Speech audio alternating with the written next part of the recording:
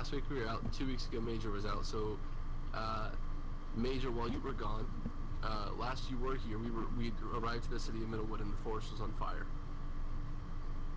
The group decided to monitor the blaze and rest as much as they could for the bit, but some odd things kept happening.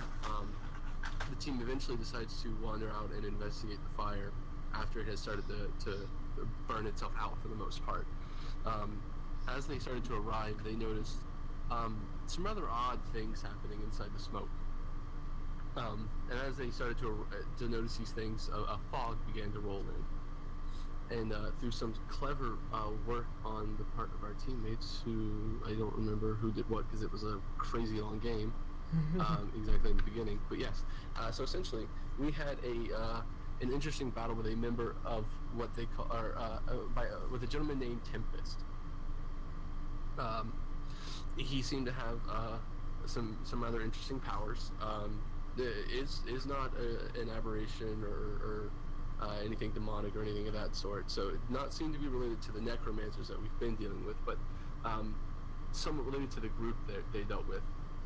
He seems to have been sent here in relation to something to do with the band that you guys dealt with previously.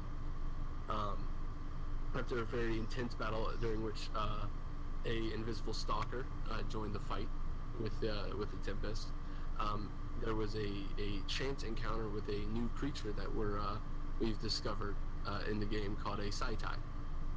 It's essentially a creature from the Fey dimension that has been linked with some evil force, and they're used as hunters of essentially wizards and magic users. So non-druids, non-clerics, because their sources of magic come from nature and religion.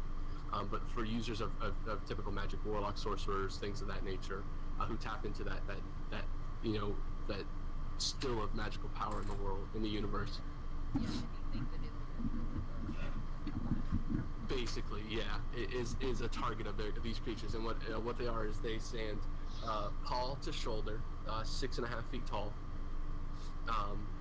Their length from shoulder to ass is about 7 feet long. Tail's about 3.5 feet. They are essentially giant tigers. There are spiked shoulders, spiked ridges rising out of their shoulders, and around their brows on their face, and in the center of their brow is what seems to be a wrinkle. And when these creatures detect the magic user that they're targeting, they essentially, when they're tracking someone, there's a bunch of ways to work, but hey, that'd be interesting. Yeah, so essentially they open their third eye and they can stop a user from being able to use their powers. However, our resident druid had an idea of befriending the tiger, and she succeeded. So the Saitai is now currently part of the team, and actually helped deal the finishing blow on the invisible stalker with Adeline's help. After which, I do remember, was it Vehar or Ledger who clonked him upside the head? Ledger? Ledger, yeah. Yes. Okay.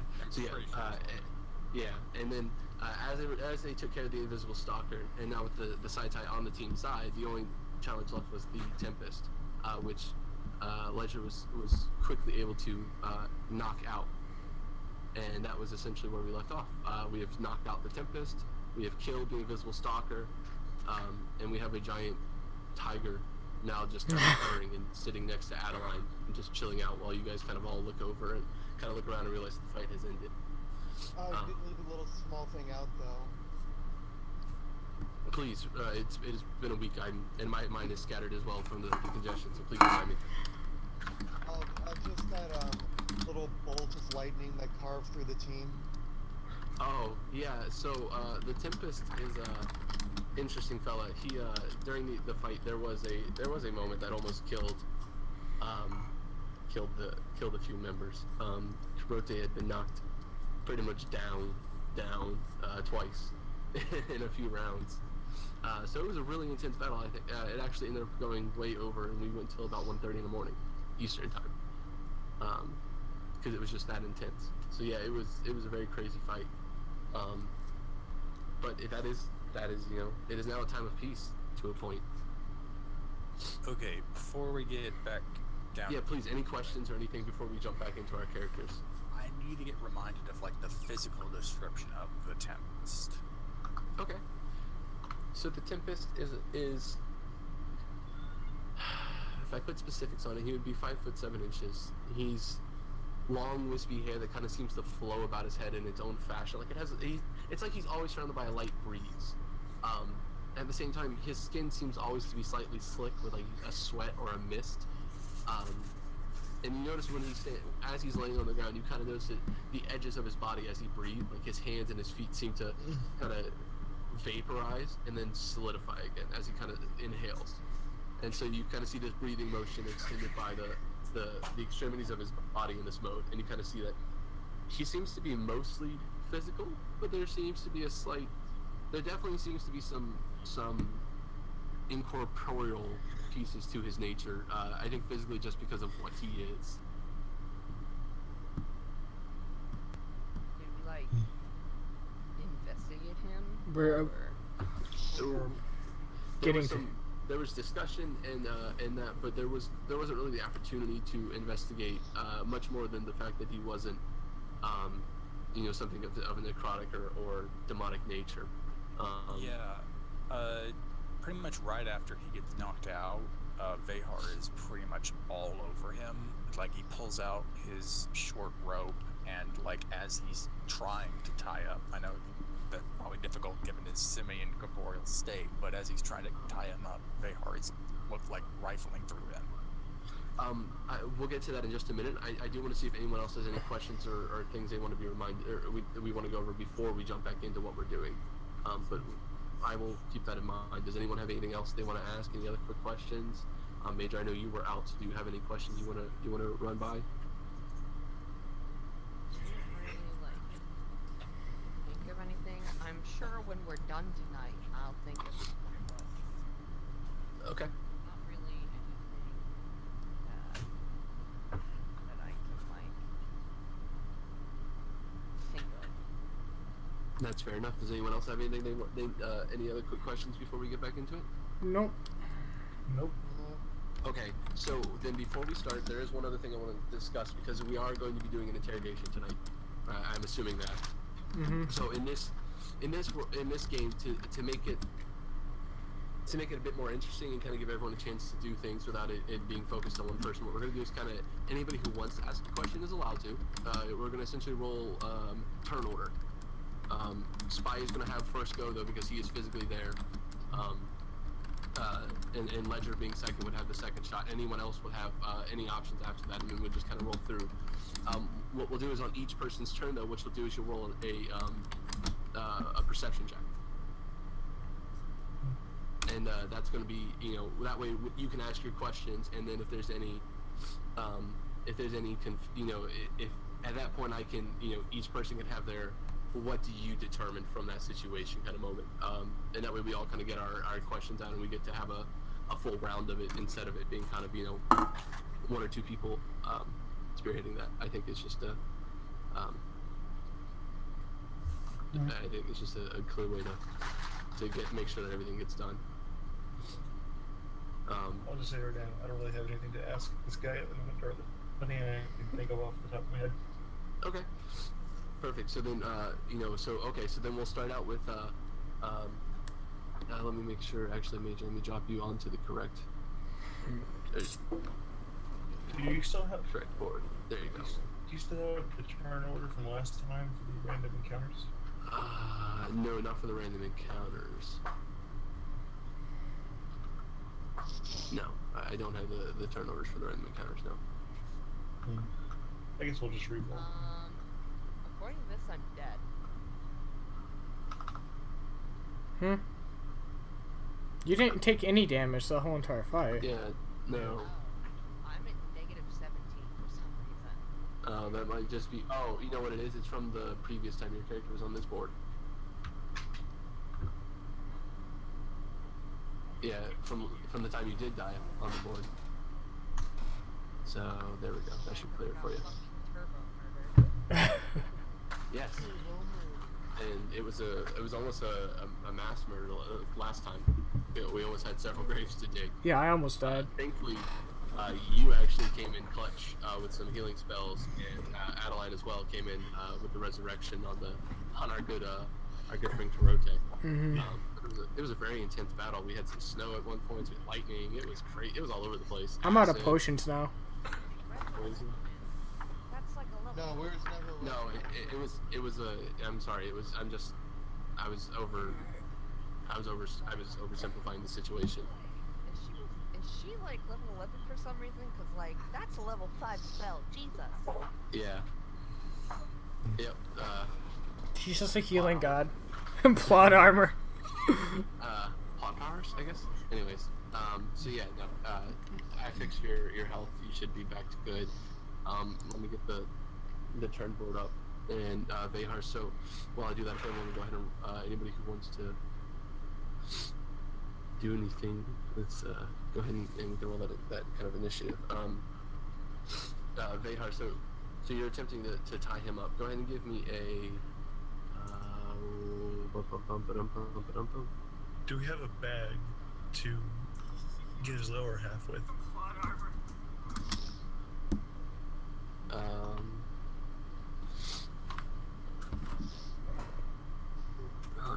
Let me see. Vehar, roll me a. Shit. Roll him with shit, guys. I'm sorry, I'm not sure what to do for this. I'm trying to, roll me a survival because you're going to be tying knots. It makes sense. Yep. Survival. I want to. Yep. Oh,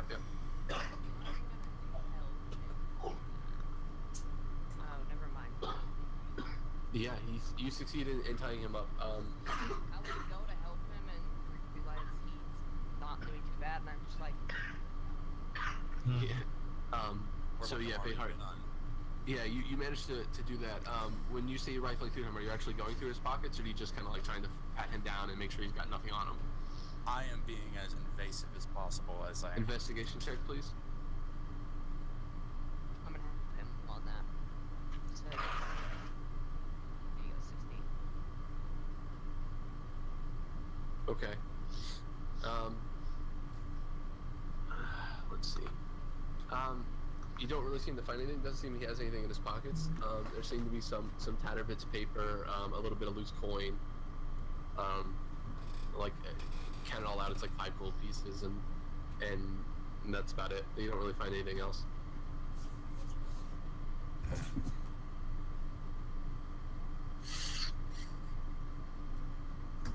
We should take him back to Middlewood. He's still unconscious. Yeah. That would be best. Yeah. We need to recover anyways. Why Middlewood? It's the closest place that we are familiar with. Yep.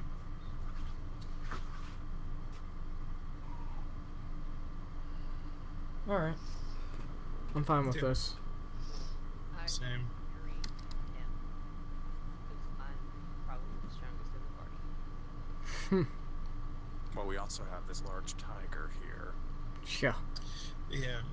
He can hold him in his mouth, essentially. Or just throw it on the back, over the back of the tiger. I actually might be stronger than the tiger. No. So No. I'm the strongest person in this party. I have 19 strength. I have like plus 30. Okay, everyone, whip it out. Well, if we're getting... Hold on, let me unmute myself. Someone will Yeah, take if we're the getting- body and we will go back to Middlewood. If we're getting into this... if we're getting into this, my strength is superior. Plot armor. I plot strength. And actually, you are slightly stronger than the tiger. By like 2. So I have a higher modifier. But then plus me. But then No, plus me. that's not how that works. Yes, it is. It's my accomplishment. No.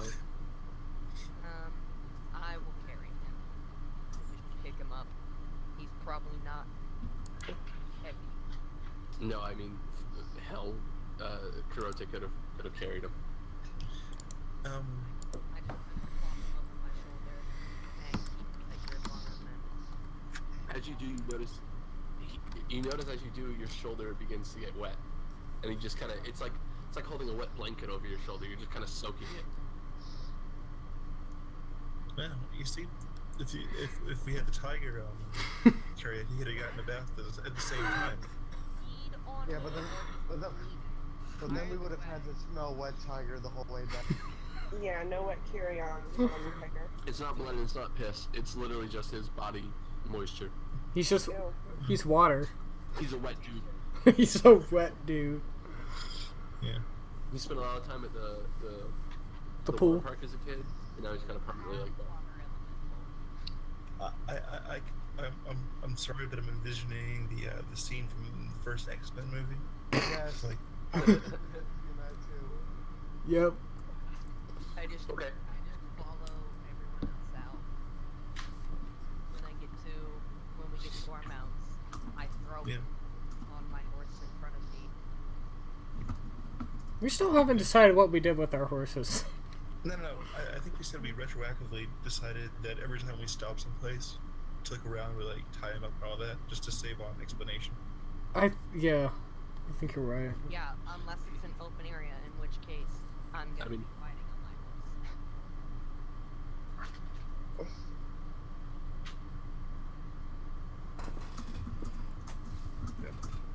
Okay, so you guys head back to town. Yeah. Yeah, Okay. as we're traveling, you all notice that Vehar is not ahead of you like usual, but slightly behind and above Zera's horse, just watching as he's carrying the body. I'm not. A little text box appears to everyone watching above my head. There was Okay. All right. Welcome to Mass Effect Andromeda. Alright. God damn it. Anyways. It's a Friday. Welcome to D&D, the Telltale series. So, Yeah. QTE's coming up next. Anyways. So you guys get back to the city, and from there, what do you guys do? We gotta put him someplace that when he wakes up, he can't just like liquefy himself to escape. Do we have like is there a place with a stone room? could we put him in a jar? A jar? Yeah, a jar. A little big for a jar. I think you're thinking more like something wooden, maybe used to make mead, wine, beer, that kind of thing. No, but if he, Kind of a water. A bear? No, I was thinking of it. yeah, but if we put him in something like that, he could just liquefy himself and ooze out. We need something like stone. Okay. If there's anything, I think our best option is to just watch him, and when he comes to, be right on top of him and be like, hey, we're gonna fucking knock you out again. Don't fucking move. Sounds effective. It's like the Doctor Strange, where he just goes up and then dies, and then reverses time, goes up, dies, reverses. Oh, Dormammu, I've come to bargain. Does Hmm. does the tavern we were staying in have like a large communal cauldron?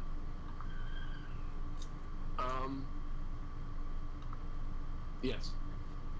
Because he's 5'7" and looks kind of scrawny.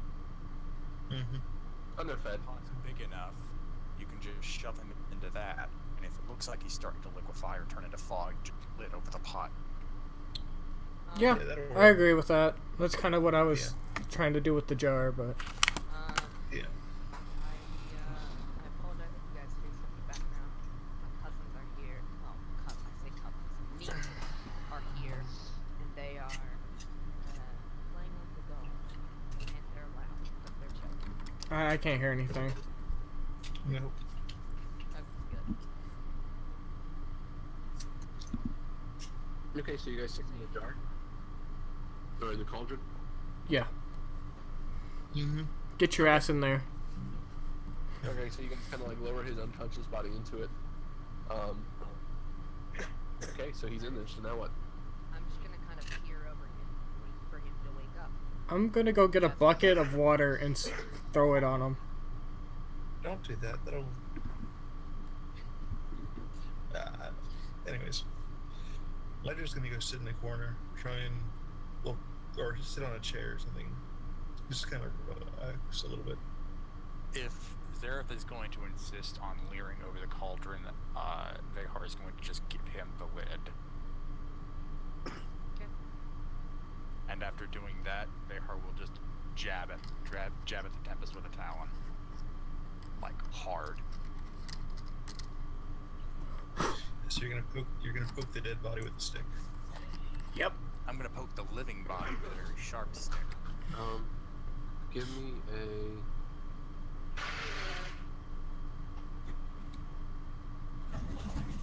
Just roll me a melee attack.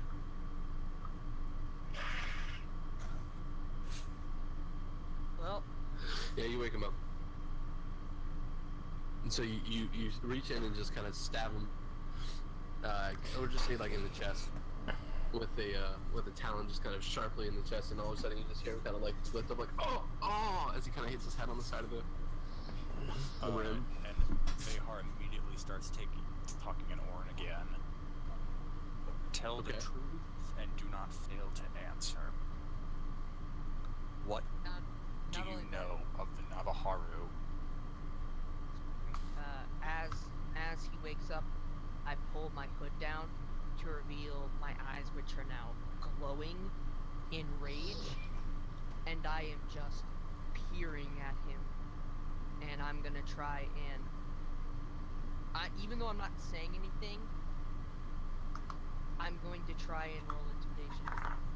I'm a pretty fucking scary looking dragonborn. Yeah, but I mean, right now he's kind of focused on talking to Zareth, so I don't know how much attention he's actually paying to you. Work there, yeah. But you know, we can go ahead if you want to roll it, and then when you talk to him, we'll take into account. That's fine. Okay. That one! You ain't scary as shit, bro. Alright, so we'll get to that in a minute. I feel fairly unintimidating, and I stopped trying to intimidate him. Yeah, we'll get to that in a minute. Okay, so in Orin, you're asking him this. Yes. Okay, so again, for everybody in the party, because I'm pretty sure nobody else speaks Orin, Mm-hmm. Nope. this just kind of sounds like wind blowing through the room. You know, they both kind of speak in like sighs and gasp, which I'm not going to imitate tonight. Yeah, that kind of thing. Actually, not yet. Because we're not in combat right now, I'm gonna be able to understand it. Because I'm gonna go ahead and pop this. Languages. So I'll understand it, and because I'm gonna use my last level 1 spell slot on it right now because I gotta rest Nate. anyway. You can use it for free anyways, since we're not in combat. Since you have level 2s now, don't you? Yeah. So I'll use my free level 1 for the comprehend languages. Okay. So hearing this, Kurote just kind of like whispers to himself, and you know the air kind of clears, and now you can hear at the end of Vehar's question. And the Tempest kind of looks kind of up at him, you know, eyes blinking, you know, the gash on his forehead still kind of dripping water a little too. As you notice, the rest of him kind of precipitates more. And for the first time, the wispiness to his voice is kind of gone as he kind of goes husky with it, because at this point he's just exhausted and worn, and he's just kind of like,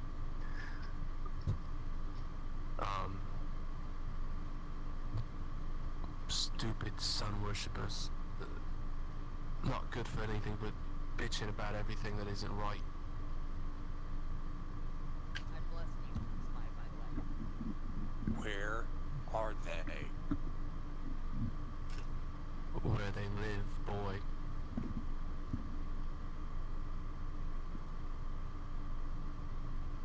My hand suddenly darts out for his throat, digs in. Where? Okay, how much pressure? You know, a lot. Like, like A lot. imagine it looks like he is trying to hurt A him. lot. A Okay, lot. so this is that, and he's kind of like grabbing at your hand, frantically trying to get you to let go. You loosen up just a little bit there, buddy. Yeah, she. If you, I'm going to assume you do just a little so you can speak, and you kind of hear that. And as you do, you kind of see his whole body expand and kind of feel the cauldron for a moment as he kind of breathes deeply. And it seems to not just breathe through his mouth, but kind of more so through himself. And as he takes that breath, he looks at you, and his glare kind of melts, and his eyes just kind of roll back, and he's just kind of like, "In the air elemental plane, you idiot."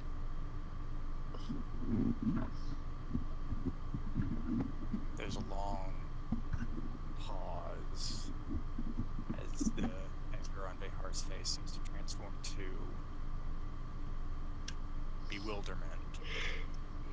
And after another long pause, Behar finally just snaps his hand back and walks away. And you guys kind of see him kind of like lift up and hands tied together, kind of like rub his throat, glaring. And now he kind of looks over at Zareth, who has gone from trying to be terrifying to watching the situation. And in the moment, he just sees another Dragonborn. With puppy dog And eyes. And he just kind of looks at you and he goes, "I don't recognize you. Were you the pack mule?" Is it common? Huh? Yeah, that's in common. Everyone can hear that. I was the one that was in the back healing area. And he just kind of looks at you and nods. So before you insult someone, realize the situation you're in. You're inside a cauldron. You're surrounded. And if you don't stop being a right bastard, I will let that man over there end you, or I will end you myself. Do we have that understood? Are you clear with that? And he looks at you and he kind of breathes out and he goes, I'm not "Translucent." trying to intimidate him. I understand. I understand. And he looks at you and he breathes out and just goes, "Translucence." And as he does, you see his hands kind of face through the room. And then you don't get to see the rest of it. But you close it and nothing else happens. You might want to put something heavy on top of that. Oh, don't worry. I have that covered. I'm going to get up on top and just stand on top of it because I am a heavy dragonborn. I am like 200, almost 300 pounds plus I'm wearing 65-pound armor. I doubt he can lift 300 plus pounds. Well, and for the most part, you're right. It doesn't seem that he tries, because you don't seem to feel any pressure underneath your feet.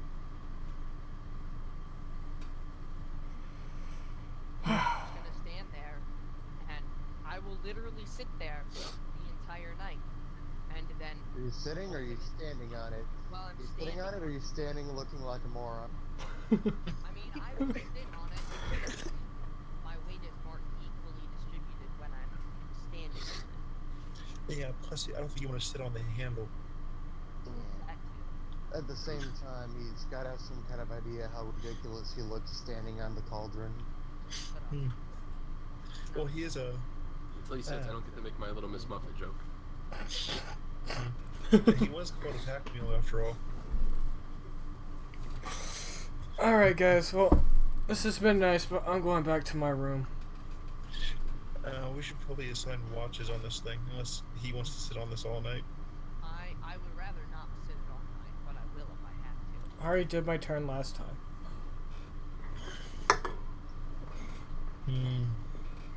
And I can't see in the dark, so kind of. I just need to befriend my tiger first, and then I'll do it. That's literally all. Behar left the room when he was done with them, so you don't. So if someone could just stay put for a few minutes, I'll go befriend the tiger and be right back. I mean, it followed you. It's animal friendship. It's still in your control. It just followed you. For how long? 24 hours. How long has it been? 30 minutes. 30 minutes. 30 minutes. Great. So it's just kind of sitting in the corner, just Okay. kind of like licking itself as it like lays next to you and watches you. Everywhere you go, it watches you. So we'll just wait. Do the first shoot. I still don't trust that tiger. It's my tiger. Leave it alone. Don't trust the tiger. I speak it up makes and me, say, I speak up and ask someone to go see what's up with Vahar. He was talking, and all of a sudden he wasn't talking. What's up? If we're done with him, I'll kill him. Not Vahar. Obviously, Dick Coleman tried to turn himself into water, or whatever the fuck. I think he needs a little alone time. He got a little flustered with their conversation. Yes, I think it's best to leave him alone, and he'll come back to us when he's ready. I Yeah. agree. Oh, I thought you said you walked to a different room. Wow. Is that No, Vehar did. I was referring to Giraffe. That's why he hasn't back out. Mm-hmm.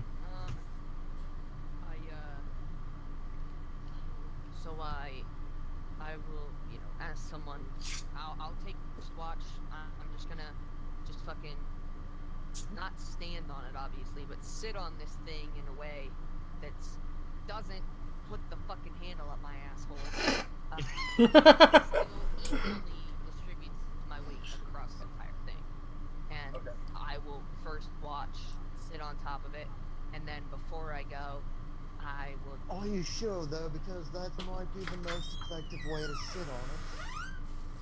I'm thinking against that. What are you looking for? I was just gonna look And, for a couple one of minute. documents. Huh? Yes. So that, Does he have any other shirts in here? Because No. we couldn't find any of these shirts. and Okay. then No. Almost sits Yeah, right for- there. and then whenever someone gets word to spy about if he's done or Oh, whatever, you got something. that's fine, giving him his time. But I need to know if he's done, and if he's done, when this asshole doesn't, becomes not water, we can kill him because there's no reason to keep him. Or, can I pose a suggestion? That's a spell. I don't have any questions to ask him, but go ahead. If it's, No. Just I wanted to pose a suggestion. We don't even have to open the pot to finish him off.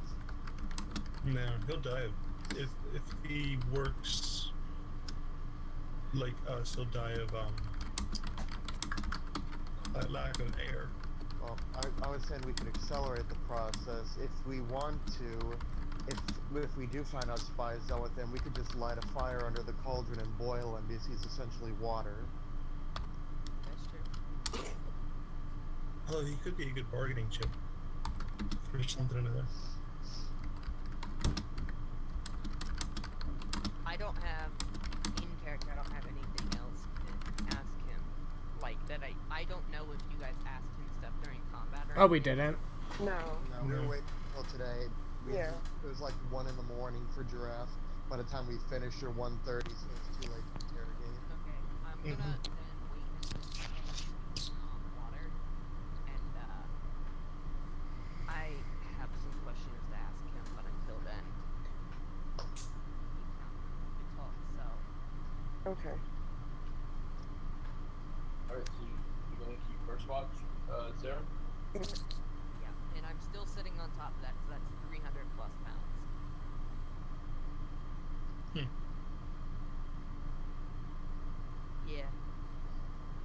Yeah, I'm a big boy. There we go. Right. Okay. So, I'm okay, gonna so stay down there. hold on a second, I'm confused. I had stepped away for a minute during the conversation. Is Adeline taking first watch, or is Zara? I'm on top of the thing. Okay. Okay. So who's taking second watch? Me. Okay. Okay. Zareth, roll a perception check. gonna happen. I'm On gonna. that one. Yeah. Yeah. Oh, I'm gonna be sleeping downstairs on like a couple chairs. Just There's probably a booth or something too if you prefer that. yeah. But I am sitting on top of things, so. Yeah. Nothing really happens during your watch. Roll a.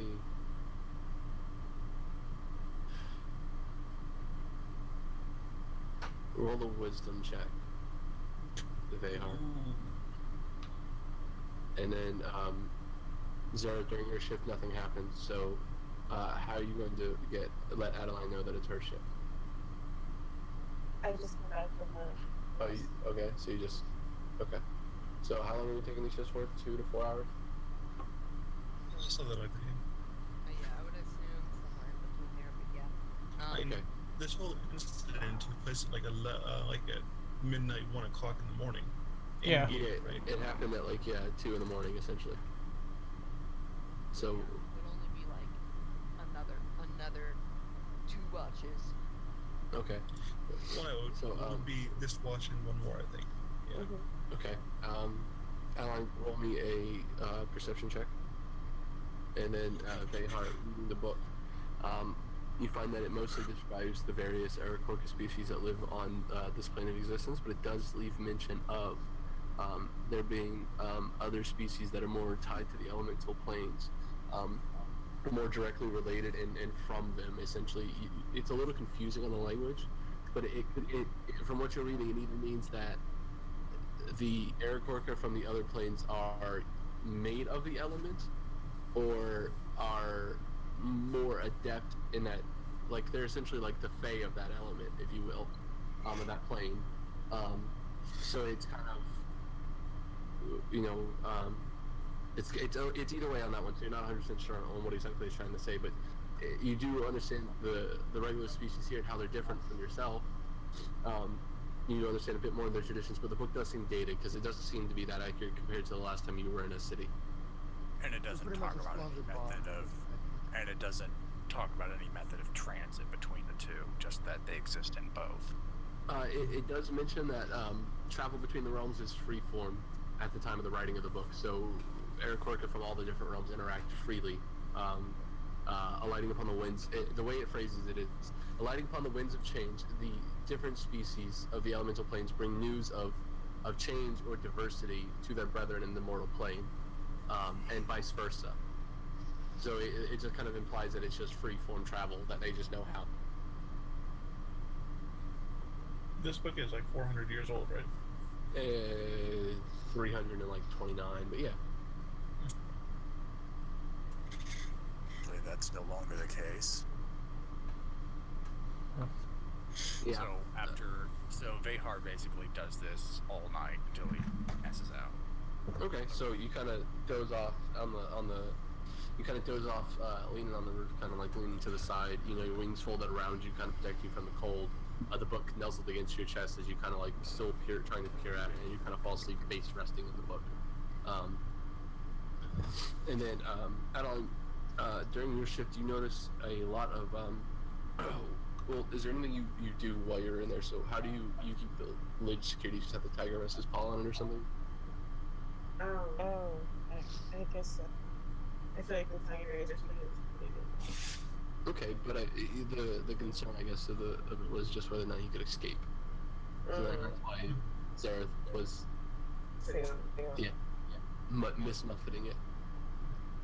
I mean, the tiger could lay on top of it, depending on how. Yeah, you put his paw on him. Okay, so you just kind of you kind of walk up, you kind of rub next to her, and you kind of speak to her for a minute, and in doing so, she kind of walks forward and pops down the cauldron and just kind of puts her paw down there on top of the lid and just starts to lick her paw slowly and steadily, licking this shovel-sized paw that it is easily double the size of the cauldron lid. And during the night, though, as you start to doze, you start to feel some slight shakes in the ground. And looking up, you immediately look at the tiger, thinking it might just be them walking around. And you notice that they are now like fur raised, like tailed in the air, like ears up, looking. And you kind of hear the slate in the background, kind of a slight growl in the back of its throat and it kind of does that noise that cats do when they're hunting, when they know there's something there but they can't find it. It's doing that right now, and it's still holding it, but it is, and you kind of see the tail start to flick, just slow flicks, and you feel the floor tremor again. So I get into the defensive stand and I investigate areas like that. Roll an investigation check. I am sitting in. You guys are on the second floor, so No, I'm down. Ledger's on the first floor. Yeah, I'm in like a booth sleeping. okay. I don't really think the shock was that pronounced yet. It was just the high perception roll that showed him. Okay, so looking around, you don't really notice anything different about the room. Something felt like it was shaking, but you can't find it now, and all you know is the tiger is just kind of on edge. You can't really put your finger on anything for it now.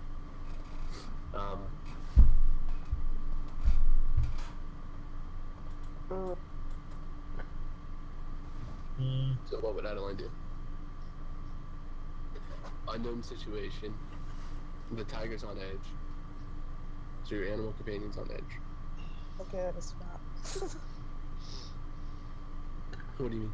Well, I mean, you're not noticing anything, so you're looking around and there's nothing different about the room.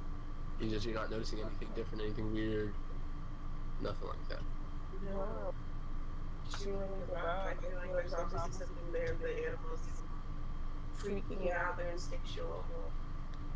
Okay, so what would she do? Like,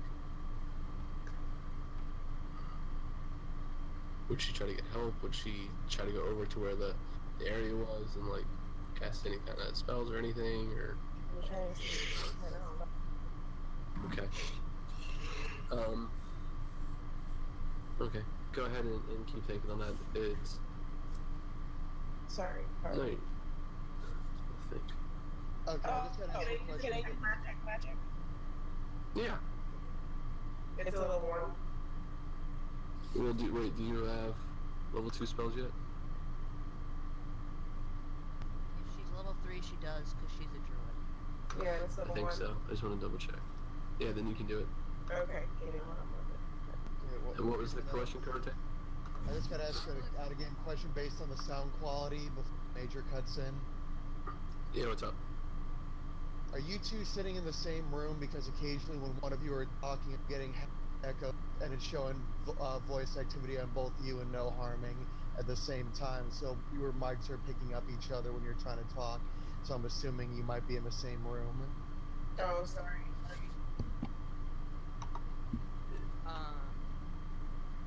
Also, Yeah, it's just looking back and forth. You can roll 20 and Discord gets hard. you could also spend 10 minutes to ritual cast it if you wanted to. But Well, She can do it for free. Yeah. Because we're not in combat. Yeah. Okay. So you cast Detect Magic. And let's see. Come on, baby girl. Lay right here. Okay, so Detect Magic.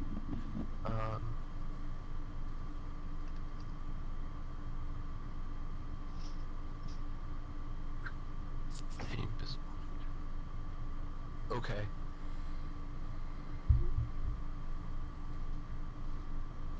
You measure the kitchen. So you're not picking up anything? No. No. There's too much wood between you, and it's essentially not inside. Because the kitchen's in the center of the building, essentially. Oh, so only opponent sense Yeah. thing.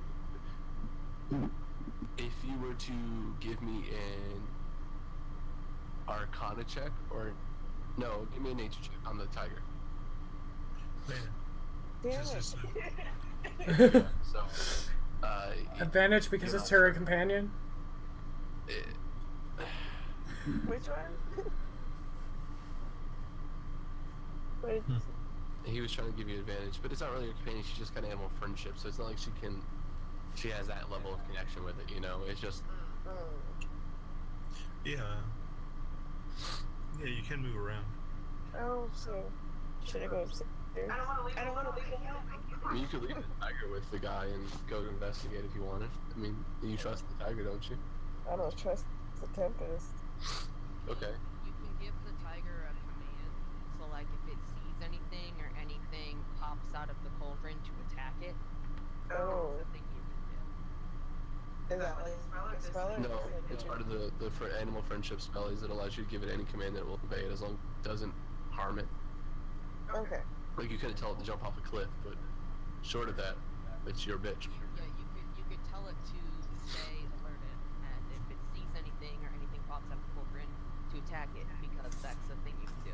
It's nice having someone who plays Ultimate Venom with another character. Yeah. Okay. So I just go up to the Zakai, who I've named Aquaria, and I'm just petting her and reminding her that this Tempest is bad, and if he makes any weird moves or decides to do anything funny, just to snatch him up.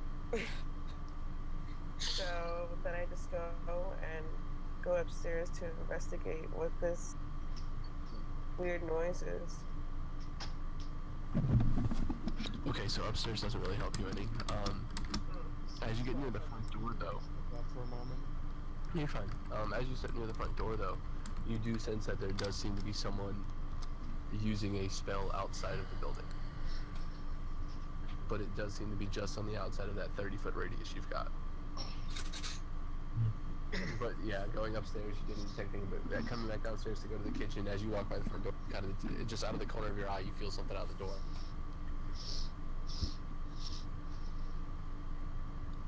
So I walk toward the front door, see what's going on, and I open it.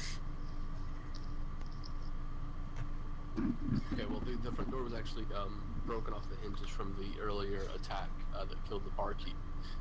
So yeah, you didn't need to open it, but you walk outside, and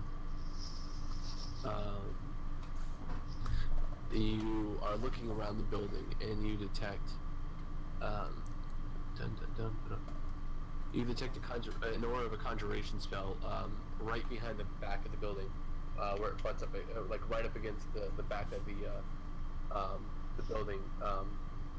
Not if you were to walk through that wall, you would walk into a cellar and pantry, which then you could walk into the kitchen through. And a conjuration is it's a school of magic that's typically used for like transportation or movement of objects between realms or planes.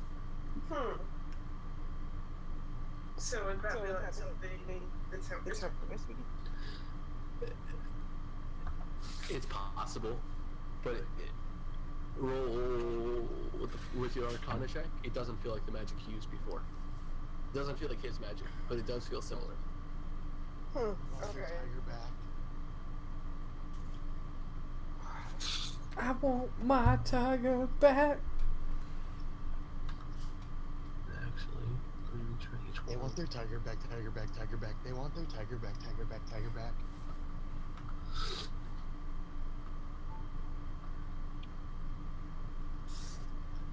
Alright, I'm going to. So I'm gonna go inside and wake up the nearest person. That would be Ledger. I'm not That gonna would- know what's going yeah. on. Ledger. Mm. And so I'm gonna go inside, kind of just start shaking Ledger and wake, say, hey, something's going on outside. Or it's Yeah. got the Tempest, but we need to go investigate this. When is there never something for not going on? Yeah. All right. You have the tiger still guarding the Tempest. I can take it since you're here. Yeah, she's got him. All right. Do you think we should bring anyone else, or do you think I us think would be we're enough? good. I just wanted to back up just in case. Mm-hmm. We didn't get our long rest yet, did we? So we're still It was 4 hours at most. yeah. You guys got like most of one. Most everyone except Adeline has had like most of their rest. Adeline only got a couple hours. So she's about halfway there, but the rest of you have gotten 3.5, most of 4 hours. This is happening towards the end of her shift. Doesn't 6 hours count as a long rest? Well, 8 hours to be a long rest, and 4 hours to be a short rest. So I was saying, like, you guys are basically there with a short rest. Okay. So we at least get, like, health back if we want. Yeah. And I'm sorry, guys, if I wasn't clear on that. You can, using restoring hit points, you can roll those die. At this point, your spells have kind of restored. Things so that key points have restored to a point. You're about half capacity because it is, like I said, a short rest, so it doesn't refill all your spells. And the rest of us are still sleeping, so unless... Yeah, so you guys are getting your rest still, so... Yeah, so exactly. So yeah, you guys keep resting. And Ledger, at this point, you've got, like I said, about half your spells, so you can do about half the number for each level of spells you have. Oh, so basically I got one back then. One more spell back, yay. And Do you want to wake up someone else, or? No, it's fine. Let me just roll my hit dice here really quick. It doesn't really matter if you guys go into combat, so... I would have first level cured you guys to full. Oh, but it's a little late for that now. Okay, so then we'll be at full health then. Okay, that works. Yeah. Okay, that works then. So I guess we'll head outside then, walk around. Yeah. So I would just back to where I detected where I felt some kind of magic happening. The aura orange pulsation. Okay. I'll echo. Sorry. Yeah. So say again real quick. So I lead you over to where I detected the magic, where the aura of conjugation is, and I'm telling you, I don't know what's going on. The side tie sensed something, so I came outside to figure out what was. I put up this spell, and this is what I'm feeling. I think it's over here. All right, let's look around for a few. Yeah, let's look around really quick. I guess investigation. Draft. Yes, please. Oh. There we go. Yeah. Mister, I can't see in the dark over here. Well, it's getting light out. I woke up the right person. I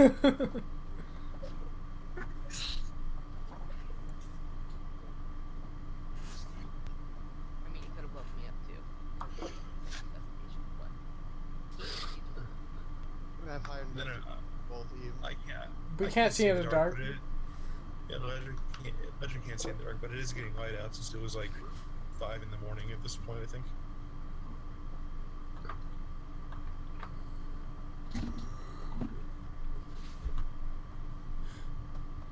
Giraffe. Sorry. So, okay.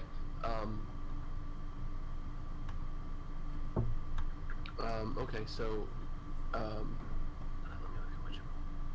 okay, so, Adeline, you don't really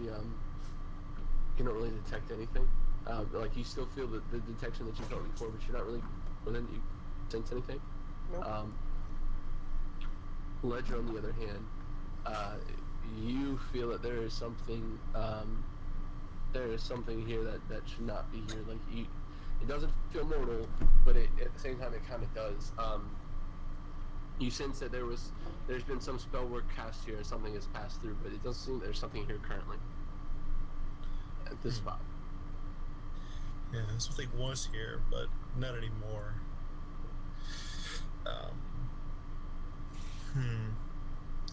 This spot, you said this spot, would I be able to tell that this is, like, near where the kitchen was? Like, straight through? You would relatively know that this was, essentially the inn, so essentially if you were to walk right through, yeah, you understand that this is, like, right behind the cellar, which is behind the kitchen. Roll a perception check for me, Ledger. And actually, who all was on the first floor? Everyone? No, everyone else was upstairs. Left, so that's up to you, DM. All I know is I probably was really tired and tired of fucking shit. So Okay. the nearest places. Perception check, Adeline. Yeah. Vehar. Vehar perception says- check. Actually, you know what? Just everyone give me a perception check. I just want They just are across the board. sleeping Behar was outside outside. the room. I understand. Well, Vehar's above the roof. Everyone Yeah. else is, for the most part, everyone has said they've kind of just passed out in a booth. Like, that's what Warlock said. That's what, you know, Zareth is saying. I'm assuming Kurote would have probably done the same thing. You guys wouldn't have really cared about going upstairs. It's been a long day. Or did you actually go all the way upstairs, Kurote? You're the only one I'm not 100% on. No, Wormlock said he went upstairs, I think. He said, I said I went up to my room, so yeah, I went upstairs. okay. I didn't say Okay, I went so- upstairs, so I guess I'll just assume I'm down with everyone else just sleeping in the room. Okay. So then Warlock is the only one who doesn't notice. Kurote, you sleep through it. Zareth, you wake up. Vehar, you wake up. Adeline, you notice it. And, Ledger, you notice it as well. You all kind of hear this loud, I don't know, but this loud.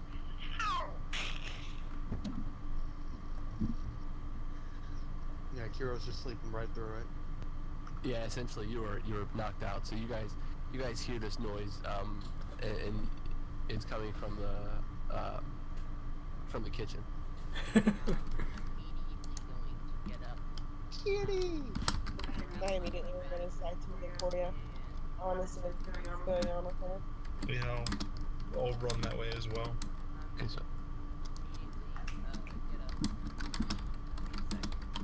I didn't click my character sheet like I planned on doing. Immediately get up.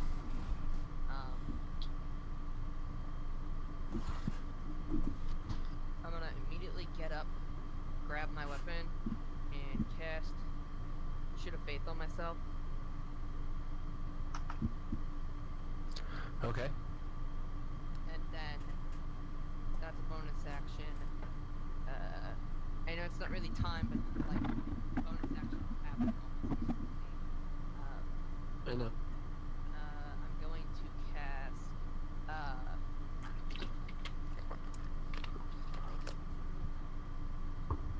I'm gonna just instantly cast Detect Good and Evil. Like after that, just protect myself. Is there anything out there? Yeah, I did take the brunt of that lightning bolt. I basically got Palpatine. Mm. Okay. Vehar, what do you do? So I can do all this at once. So I heard it coming from the kitchen, so it would basically be probably below me and behind me. Yeah, you were essentially on the roof of the porch. Do I know if the tavern has a back door or some an entrance closer to the kitchen than the front? No, it does not. Ooh, okay then. I guess then I'd just leap down back to the ground and come in through the front then. Okay. So I'd probably be the last one to see whatever's going on. Well, Okay, so I mean, we're outside, so it takes time for us to get around the corner and go in. hold on, I'm gonna paint the scene. Just 1 second. Let me. 1 second.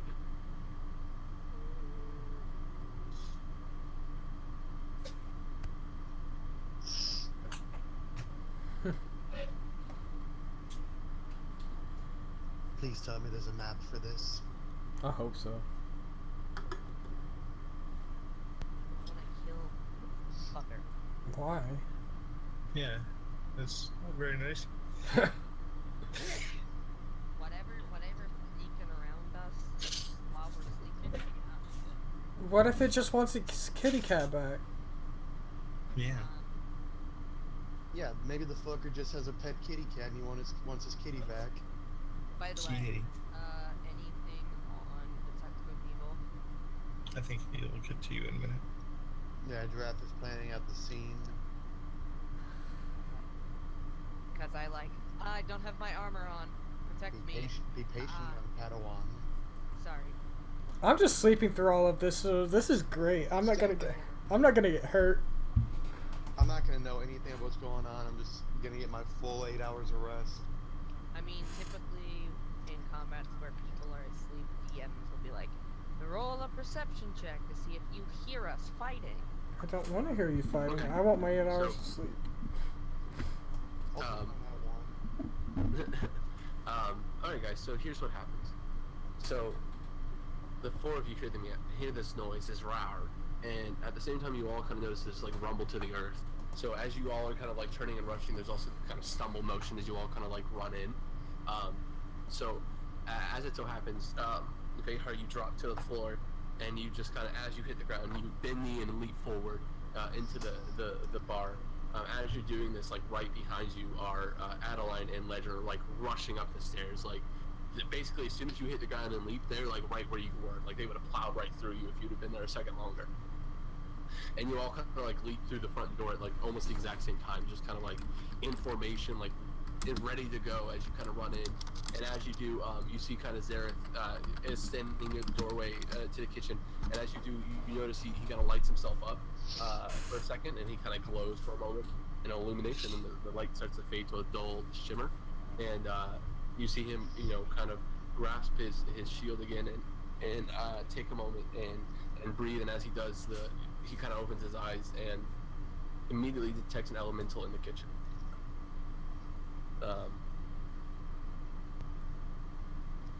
Yeah. I'm gonna share that information, and I'm just gonna go. Like I can't spend 10 minutes to put my armor on. Yeah. So you rush in, and then right behind you are literally the 3. So it's gonna be the 3 of you in the basically right there next to each other. With the kitty cat, hopefully. Well, the cat's in the kitchen. And I'm actually gonna move you guys to a new. Also, you said it was a fae, correctly? I didn't know that the cat's a fae as well. Well, yes, but you detected that before, so it's not like it's new information. It's Yes, Burban. yes, you do detect that you do detect that he is a fae. Birdman. And these other folks. Yeah. He is an attorney at law. The amount of irony in that statement is never ending. All right, so welcome to the room, guys. My God, we've been transported into the ether. Yes. So Spotless kitchen. I am impressed. yeah, there's Yeah, nothing in here but that pot that the tiger is no longer sitting upon, because it is now.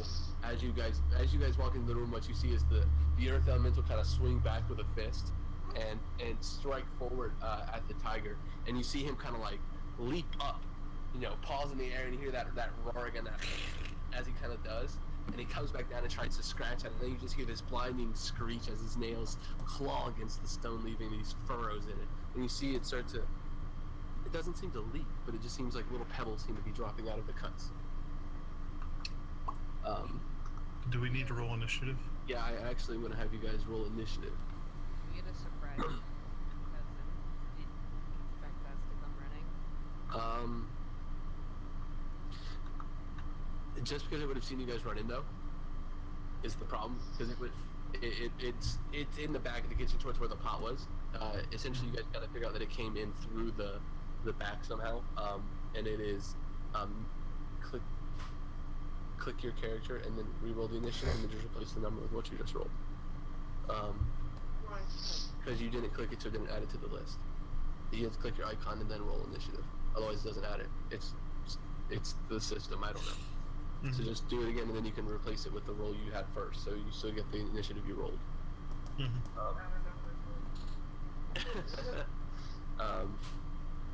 So click Adeline. You can't move this. Click there you go. Click Adeline and go back into your sheet, and then click initiative again. Now, do Worm and Go back to your here, and then so go on the list and just delete that number and replace it with what you had before.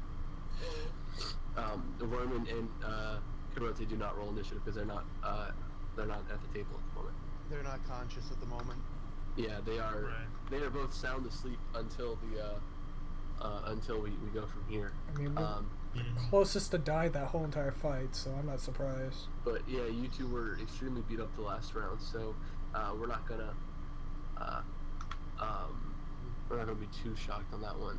And let me They were beat up, but they're Yeah, but it's still pretty exhausting. It's the body. Yeah. Our bodies can't take it, man. That worked. Yes, that did work. Oh, that's a horrible initiative. Why do my monsters always roll bad for this? I mean, it is an earth elemental, so He should be fast as lightning. Yeah. no, he is not. Almost able to wild shape into elementals. No, they are in fact not fast. No, This I know it. It's a joke. It's almost like he was being sarcastic. I know you were kidding. I was. Vehar, what is your initiative modifier? Or your Plus 3. whatchamacallit? It's 3. 30. What is? That's right, because you're taking your dex is not. Dex, that's what it is. What's your dex? That's the number. Your dex should be higher, that's why I'm wondering. I don't know why it's not including here. If it's plus 3, it's 16 or 17. Yeah, it's 16, so you should be 0.16, so you are actually in front of the element dead last. Mm-hmm. Sorry, that's why I wanted to check, because otherwise that wouldn't have been fair. Okay, so we're going to start this out real quick. Adeline, what do you do? So you've run into the room now, you've seen the tiger do this, and as you see this, the elemental's head, you just hear this as it turns, and it faces the group of you. Its head is facing you, while its body is still facing the tiger. And I'm sorry, I don't remember. I'm not as good at its name as you are. Aporia. Yeah. Aporia, yes. So you see Aporia has scratched it. You do see that Aporia does seem to be bleeding. On its shoulder, one of the spikes does seem to be broken, and there does seem to be a greenish like fluid leaking out of the shoulder. And you do see that when it is putting its paw down on its left leg, it does seem a little injured. So what do you do with your turn? So I'm gonna quickly scan Aporia and your wounds on her, so I can get her horn fixed. Does she still get a turn? Oh yeah. Sorry. No, it's okay.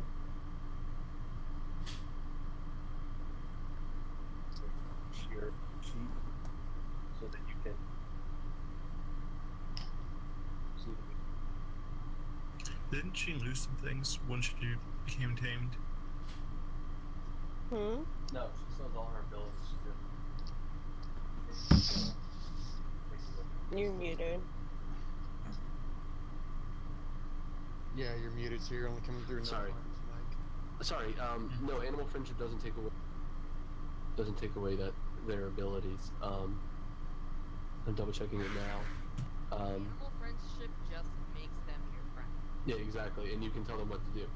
Yeah, and they still act as they normally would. So if they have Yeah. to multi-attack, they have to act fixed. Exactly. Yep. Yeah, exactly what I was just about to say. So yeah, so no, she is still exactly like she was when you guys met her the first time. So you do 4 healing, so she's completely fine. Perfect. Go ahead. So as you touch her, and as you run up and touch her, she looks at you and kind of like tries to move in front of you to protect you. And as you reach up and touch her shoulder, you kind of see the spike kind of regrow out, and the green fluid stops seeping out of the base of it. And you see her kind of like shake herself out, and now she's full stance again. Tiger, initiative. Do this, please. Brain. Initiative. Okay. Why did it put it on the list? No, it did. Perfect. Okay, there we go. Pretty good roll too. Ranking of Vehar. Okay, so healing cure wounds. What is that? A brain work, please. Cure wounds is a level 1, so that was an action. Okay, so do you have any bonus actions or anything you're trying to cast, or you good with that turn? Okay, so that's your turn. So now you're standing, hand on the tiger, ready to move. Zareth, it is you. So give me a sec. I have to look at something real quick.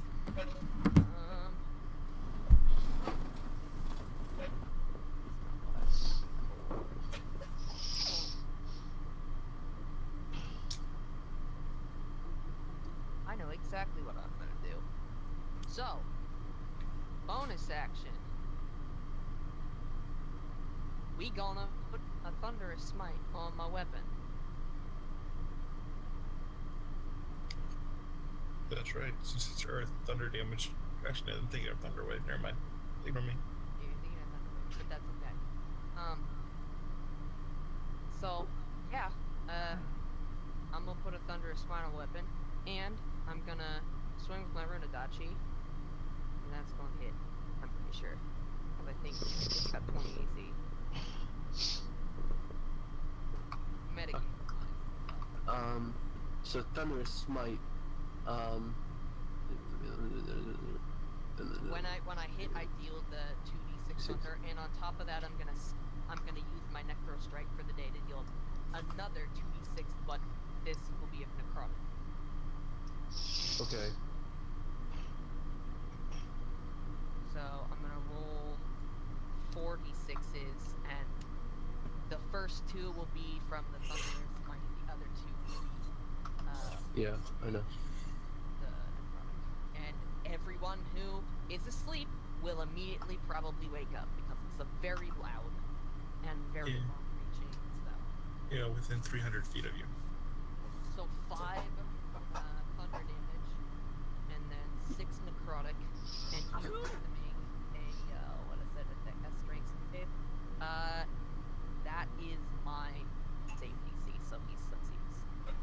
Okay. Okay, so you strike at him. Okay. Now let me make sure I've got that on the right color. Do. Okay. So that's minus 27. Okay. So, Zareth rushing forward, quickly draws his Odachi, and as he does a quick forward slashing strike with it as he rushes towards the elemental. His blade impacting across the chest of it. It seems to dig in and slice across it, and as it does, it seems to not only do you hear the scraping of the blade through stone, but you also hear this almost like a bell is being rung inside your ears. Essentially, is how loud it is. At that point, Karote Wormlock, make me a I'll let you get to Constitution. That's fine. Make a Constitution save while he's doing that. I know the answer's probably gonna be no, but can I take a nat 1? Right? I don't want to be part of this fight. You don't have to. You can sit that out. Anyways, go ahead and you. So as you do that, you make that dig across, and it does that noise, as well as his blade glowing with a cyclic green color as he does this. Go ahead and do your second attack. Damn it, I wanted to keep sleeping so I could get my spells back. do it. Damn it! Hey, still not as bad as me. I rolled a nat 20. Kill Jareth. Right? What's she gonna do? I will end you. I'm sorry, I didn't know that your characters didn't want to help us kill something that's trying to act. We're sick and tired of killing things. It's 4-on-1. You have to have this. You guys got Also- the... No, it's a cacophonous like thunder, like actual thunder. Just All of a sudden, Kiro casts sleep on himself. Sadly, I can't do that because I'm immune to magical sleep. What if you use it on yourself, though, and you allow it? no, because immunity. Hmm. He could allow himself to get affected by the spell, but his body will just resist it. Yeah. And his immunity's oh, he does have immunity. Oh well, that was so little damage on this. I know he has Oh. Yeah, but your weapon qualified technically magical. Yeah, it's technically magical, so yeah. But he has resistance to thunder. That's the only thing. That's fine. Like, So, like, I just- could've on a wrathful smoke, but I'm like, he's a dumb elemental. He's probably immune to. I don't remember the fairly certain they're immune to psychic damage. Yeah. That's Oh, and elementals? yeah, I think they are. To psychic? They're CR10s. Yeah, they're intelligent, but I'm pretty sure just because No. they're essentially like the embodiment of an element. That I don't know if they're immune, but I thought they were, which is why I didn't grab them. They are not. They're not immune to psychic or anything like that. They are immune to other things, but not that particular one. Okay, well, That's a- I would have Anyways. referenced mine anyway to wake everyone. That's fine. So yeah, I'm gonna pee here. Wormlock Crota, you both wake up, but it doesn't like guys. Hmm. There's just kind of a really bad storm outside. Yeah. And that ends his turn. And Legend, what do you do?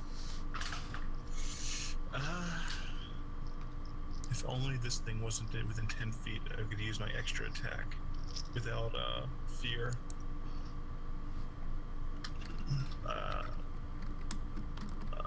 I'm going to. I have 30 feet of movement. I'm going to flank him from behind. I'm going to run behind. And do I get any? Or he doesn't get an attack of opportunity on me, does he? Because you ran behind. Yeah. I'm gonna say I'll give you this one because I'll say you essentially ran behind while Zareth was attacking. At the same time, So- it's just in Pathfinder. It's only really in Pathfinder when you get attacked from throughout radius. In D&D, you only get attacked if you move out of its threat radius. Yeah, that is the case as well. Okay. I mean, Yeah. I'm all for getting extra attacks in, but I think with what his preoccupation would be as you move in, I think it would be he wouldn't really be paying much attention to you at the moment. You seem like a lesser threat as well. Yeah. Ow. Oh well. I am going to. Let's see which one. It is. It's this one. The my thing's still a rapier at the moment, right? Giraffe. I'm sorry, I don't understand the question. My runic weapon is still a rapier at the moment, right? Yes. Yep. You have not changed it. Okay. So then I'm gonna. Nope. I was going to attempt to hit with the rapier, and it's going to miss, I assume.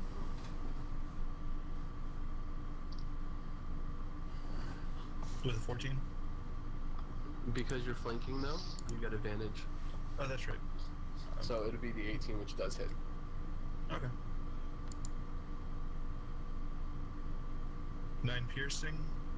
Which he is 2, so it's 5. Mm-hmm. And then I turn to Adeline, and I apologize for what I'm about to do. What are you about? I am going to Elemental Burst, which is a 10-foot radius. Oh no, poor So- Tiggy Waggy.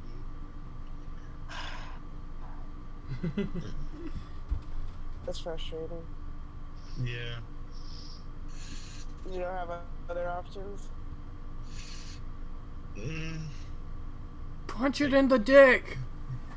I can't do any multi-attacks, and I don't have any real bonus actions to attack.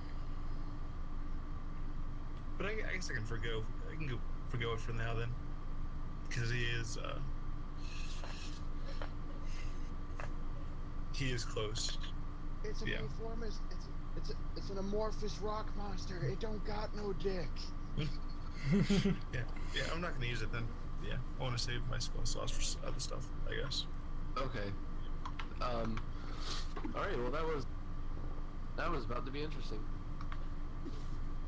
Frustrating. Yeah. Yeah. And he's about to, but then he remembers that the tiger is within range, and he decides against it.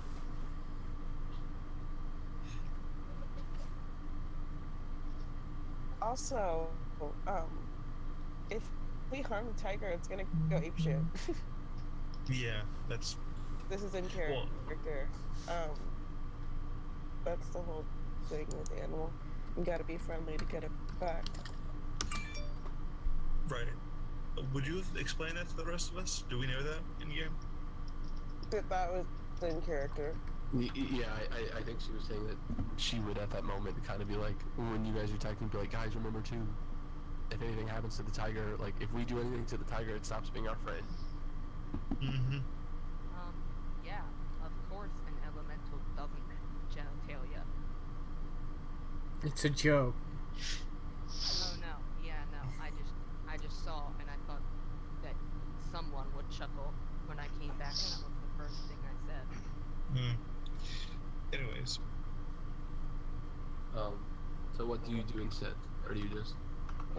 well, I can't do. I don't have a second attack, and my bonus actions really don't help at the moment. Alright, so then it is the tiger's turn. So go ahead and if you click in your sheet, you should see the tiger now. And you can make attacks. Oh, hold on one quick second. Click back here. Click back to your chat. Chat. Click the name. And you can change it to tiger. And then you can go and roll, and it'll actually roll as that character. In chat and everything.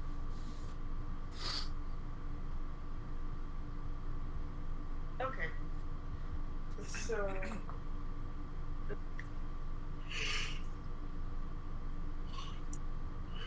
Okay, so Apoya is going to fight this monster.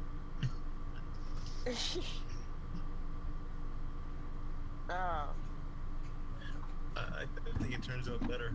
It's a new instrument. So you tell her to bite, and she lunges forward and latches her jaws around the creature's arm. Oh, that's gotta hurt. The tiger. Roll a damage on that. Rolls a nat 1. This is all teeth. So you click the attack, or it's, no, not here. Listen. Yes, you have to click the attack where it says attack. There you go. 7 piercing, and that's halved, so that's 4. Because I've been rounding up for everyone. Too bad none of us is a dwarf with a hammer. Or Okay. a dwarf with a hammer. Alright, and then... That damage because it didn't pop up on my feed. Oh, sorry guys, it's, I have him still whispering to me. My bad. I will fix that. He rolled a 7 for damage, and he rolled a 24 to attack. Oh, okay. She, my apologies. She rolled a 24 to attack, and then rolled 7 damage. The scary tiger killed a thing. Yeah, it has already. It will not be the first, so it has moved forward, though. Is lashed onto his arm, so like this. Okay. And that ends Arporia's turn, correct? Yes. Okay. So now it is Vehard's. Well, no, it's the elemental's turn, isn't it? Or no, it's No, Vehard. Vehard has a higher. Yeah. So Vehard, what do you do? Is the... Sorry, I had to reload roll 20.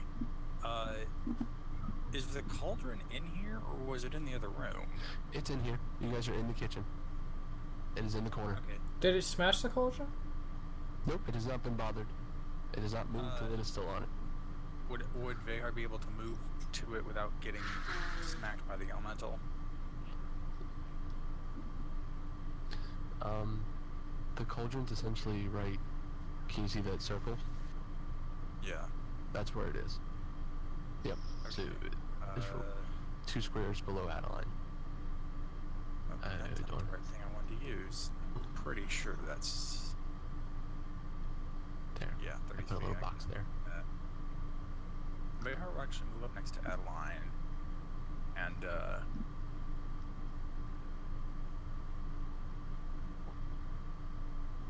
This is going to sound silly, but I want to see how the thing reacts. He's going to hit the cauldron. Okay. So you hit the cauldron, and all of a sudden from the inside you hear, "Oh shit, that fucking hurts!" And then from the elemental, all of a sudden it stops, and it looks over at the cauldron, and all of a sudden you hear, Called it. If you want your brother's safe return, you will stop. "Who said I came for a safe return?" Oh, You came snap. to kill him? And from the inside the cauldron, all you hear is, "Oh shit. Oh shit, don't let him have me. I'll tell you anything you want, just don't let him have me." What do you know? Depends what you're asking. And then from the other side of the room, all you hear is, "Brother!" So And then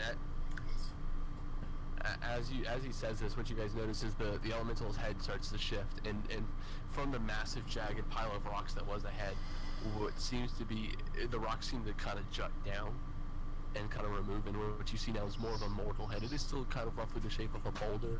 It looks lumpy. It has no hair, but you see you see eyes, you see a nose, you see a face, and it's just he is very textured, very similar. And he looks at you now in a more normal voice. You hear him, "You have betrayed us no more. You have failed us no more. It is time you die, Tempest, and all who would help you." We're not helping him at the moment. We can have him. how much do you know about the Brotherhood? And I asked this to the Tempest. I assume this is probably the last question I can ask within this short time frame. The Brotherhood. He looks at you and goes, "I was an assassin for them. Your call." And he kind of like pulls the lid back down on the cauldron. Good enough for me. Vehar will actually take one more 5-step movement because I'm a monk. I can do that shit. And starts to interpose himself between the cauldron and the elemental. Okay. And I think you're outside of reach for your weapons, aren't you? He has a Yeah, 10 no, foot, I you have a 10 yeah, foot no, reach, I- right? no, I don't. No. You could hold your attack. That's the even more broken game D&D wiki. Miracogre. Wait, I thought your spear naturally had a 10 foot reach. No, it doesn't. Well, Spirit most If it was a halberd, it might, but basic spear Spears do have doesn't. a 30-foot throwing distance, I'm not throwing this. or 20-foot because javelin's 30. Okay, guys. So what do you want to do anything very hard? I am actually going to take the dodge action, Okay. which if I remember correctly imposes disadvantage on attacks again until my next first attack.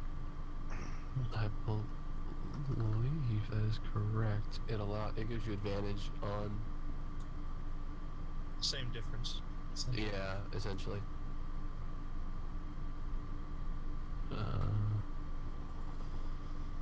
Let me just double check. Any attack roll made against advantage, you see the attacker. Yep. Dexterity saving. Yep. Okay. Perfect. So yeah. Okay, so you're gonna take the dodge action. All right. And is that's your turn? Yeah. Okay. So then it is our Rocky friend's turn.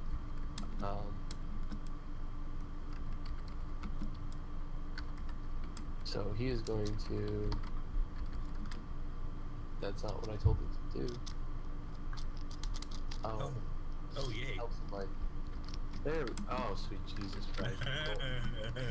He makes them on the tiger and ledger because they're in his way. So the tiger first, and oh, sweet Jesus Christ. Why do you have ones in a row? Well, there you guys go. I used all my good rolls last game, so Yeah, take fair no enough. lightning strikes. So raising his fist, the elemental faces the two, turns and sees the cauldron. His target now in front of him. He knows he needs to clear a path, so he goes to pull his fist back to kind of just pow down on the tiger and plow Ledger out of the way. And as he does, he just kind of misses both of you horribly. He is. Punch himself in the face. Or is this more? Really where they damage themselves. Is this more Infinity Wars trailer where Captain America grabs Thanos' glove? I'm thinking more so just like a nip dog. I think you both. He's trying to hit both of you at once, and you both kind of just are able to move out of the way without him being able to really react properly. Okay, that makes sense. He's rather slow. That's all. Exactly, and obviously he is somewhat part mortal, so he's probably not the smart cracker in the bunch. Mm-hmm. All right, and actually that is. Actually, He's not the sharpest bulb in the crayon box. And does he have a bonus action? Because he's used both his attack actions. no, but he has a movement. But he'd have to get From me at the very least. and me, I think. You get 3 of them. Yeah. Yeah, but his movement. Hold on a second. Because you guys, you gotta remember he's an Earth Elemental, bro. Oh, that's right. He could just mold into the ground and pop up wherever. That would still. Yes, but it would be at a disadvantage because you'd be sinking into the rock. Yeah. No, it would be at a disadvantage. But I'm not going to do that. He's going to hold his movement for now and just kind of take it to, he's just kind of going to put his arms up in kind of a defensive stance for whatever's going to come next because he knows he's about to get fucked. Mm-hmm. Oh my. Alright, well, You we're trip not. down Yeah, as you try to come down the stairs and stealthily make it down there to see what's going on, as you try to put your armor on, wrestling top of the stairs, your shield falls and you try to bend over to pick up the shield, and then you kind of trip over your armor and you kind of fall down a couple stairs and you catch yourself back on your feet at the bottom and you stand up and your shield's around your ankle, your armor's around your left arm, and your sword is strapped around your hips. Well, And it's dragging on the floor and you're just kind of like, No one's all what that. the hell? I'm good. Kurote, make another constitution save. Actually, I don't have a shield though, so what I see is Do I need to make another one? Just because he would have come tumbling down the stairs right near where you would have been sleeping, so it would have been quite loud. But he woke up. Yeah, Oh, did he? Oh, Yeah. That's right. Yeah, there's that at 21. I feel like I Yeah. broke the banister and tripped down the stairs. Is probably what happened. I mean, kind of, sort of. Like I said, you kind of get down as you were your stuff together. You kind of trip down the last few stairs and kind of, like I said, right yourself at the end. Yeah. As you plow down the stairs, and then so Adeline, it's your turn with the creature. What do you want to do?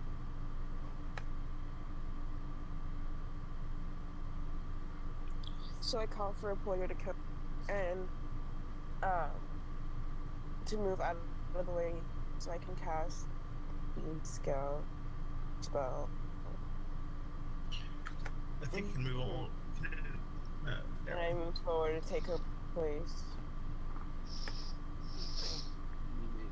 It wouldn't use all of its previous turn, and since she does have Oh, is that like a move to ask it to move out of the way? it's not a move for you, it's just the tiger would have to. Okay, I see. Like I said, kind of like an extension of what you can do anyway. You can't make it attack them. No. And as long as you don't use more than its motion, you return its turn. Always hold your action. Yeah, you could tell it to move, then it moves on. It's your turn. But whatever. Doesn't matter either way. It's the same. Okay, well I'm just gonna cast the Moonbeam. Moon Prism Power! Con save. Do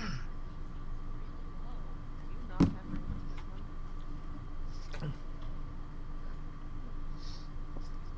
Well, it rolled shitty anyway, so. What is a rock? It's a stupid rock. What do you expect? No. Earth elementals are by far one of the better elementals. So you're just the wall and you do not fall. You're really hard to hit and you have a lot of hit points. Yeah, but they're not smart. It's true.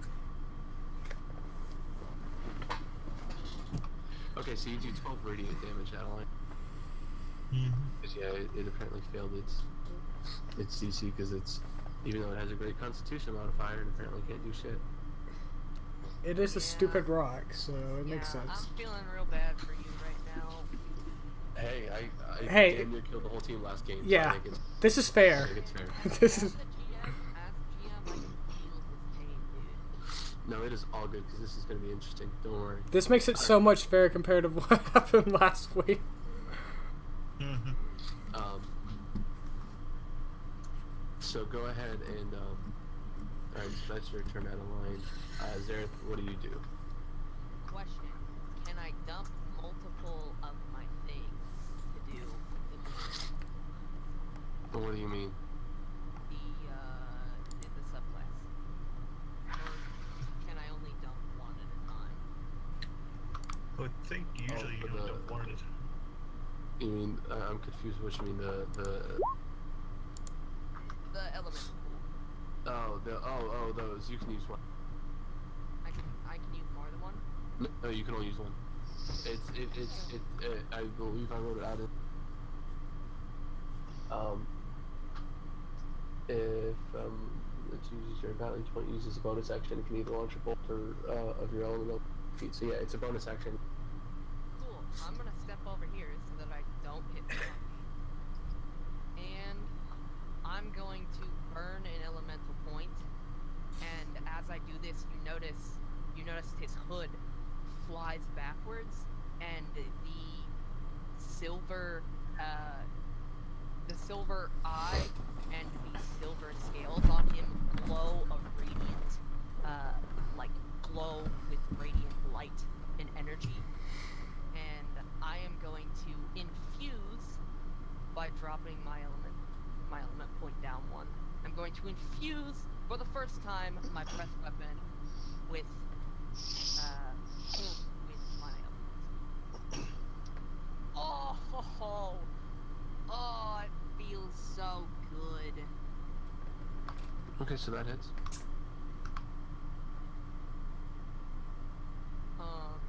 I know he has resistance to acid, but that's fine.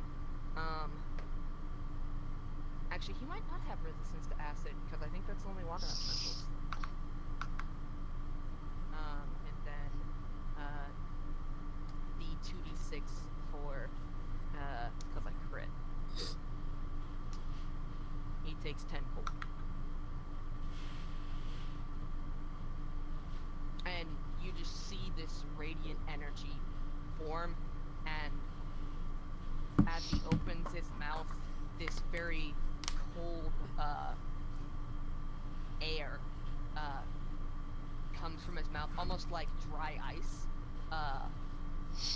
and he just releases a straight jet of acid right through this elemental, and it gets blasted and sizzled away and gets crystalline and stuff. The acid is like it's burning through him, but it's like not entirely liquid.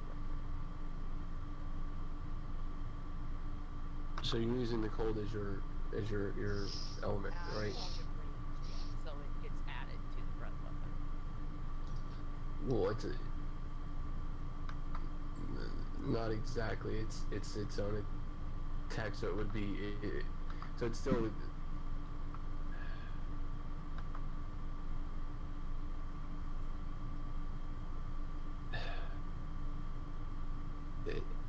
No, the elemental wasn't really it.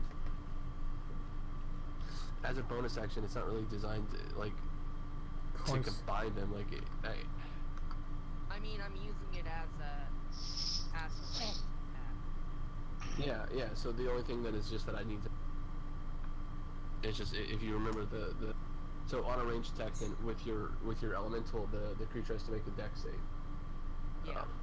So then on that damage at least, he has to. Yeah, he has to save against, but I'm pretty sure Earth Elementals have really bad decks. I mean, but he could roll good. Yeah, that like he rolled good. critted it. That's rolling good, so he only takes The acid damage. 5. Oh, okay. So. Yeah, because it says, I'm pretty sure it says half, it doesn't say half. I mean, he did not. So Nat 20 doesn't matter. Like, it's. Let me see. Yeah, I didn't actually define what happened if they met the DC. Yeah, you didn't define, but I assumed Yeah. it would be half, just like a breath weapon. I mean, regardless, he still, I natural 20, he still has to make the dex save, but I deal more damage on the breath weapon. So, Yeah. he also has to make a dex save for the breath weapon. Not only the ranged attack, but also the breath weapon.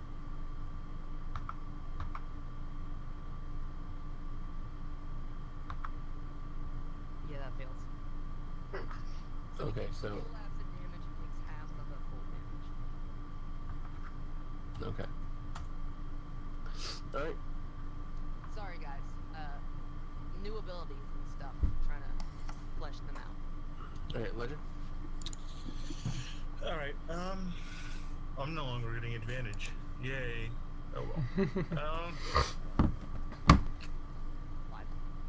Step over. No, No. you're flanking anymore. No. If he steps to his right, he will. I think that's a wall. The room isn't defined. No, and you guys are in the middle. Okay. Yeah.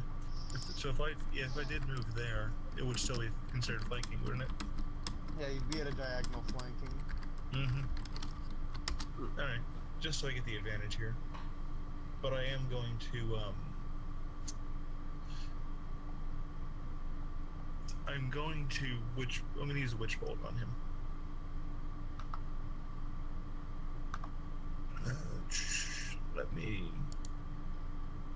That is a nat 20 with advantage.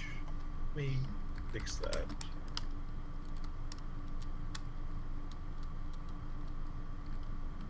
There we go. Giraffe. I'm here. Yep. Since I'm diagonal, I still get advantage. Yeah. So that's a nat 20. Yeah. And this will be first level. Okay. That's pretty good. That's pretty much max damage, isn't it? Yeah, it is. Basically. That's 24 lightning damage. how do you want to do this? Yep. Okay. Anything else you can do? I can. Nah, I've only moved 5 feet. I'm going to move another 5 over here, out of the way of 5, whatever. I still have 30 feet of movement. Well, 25 feet of movement enough. But I'm gonna move there to get out of your your whatever. My Dragonborn, I can only use my breath weapon once a day. Mm-hmm. Whatever. Okay. So, and that's your turn. Yeah, and I can, as an action, I can reuse that each turn. Okay. Alright, so it is, Emporia's turn. What does she do? What do you have her do?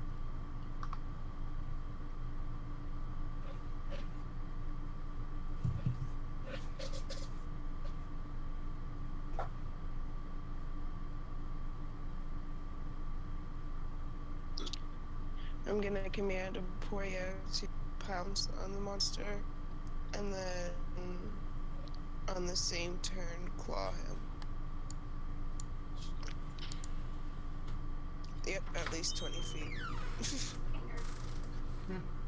Hangers. There's not one for that. The pounce, I believe, is one higher than the claw. Like one modifier to hit higher than the claw. Let me double check. I don't know exactly the stats of the tiger, but I do have a tiger stat block saved on my phone. It does not have a pounce attack. The pounce is if it's more than 20 feet, it makes it successful. It knocks the.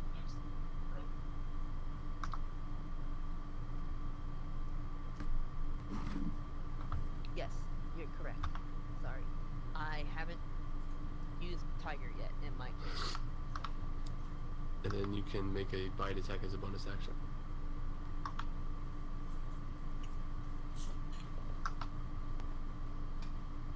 So is it knocked prone or no? That one, so no bite. No, it's not knocked prone. The tiger was close enough. No, it was knocked prone. It was fired. The tiger was 20 feet away. Creature and did 11 slashing, but then its bite attack failed. I Mm-hmm. mean, it still had advantage, but yeah, It doesn't have. Yeah. Nothing. It's Split prone. up because it's prone, but Mhm. it Damn. doesn't make a difference. It was still too loud. yeah. It missed, but it had advantage. That's prone. Okay, so the tiger runs forward and knocks the creature down. It's a bite. At the last rocks jut over the creature's face,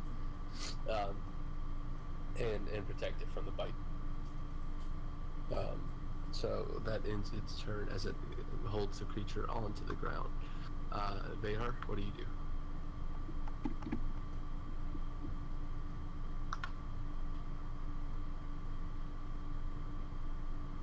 Alright, I might need a better definition of the room because I'm thinking about something that's a bit involved and I think I need a bit more spatial awareness. So, I guess just for reference, the mob we've kind of formed around this guy is still in the middle of the room.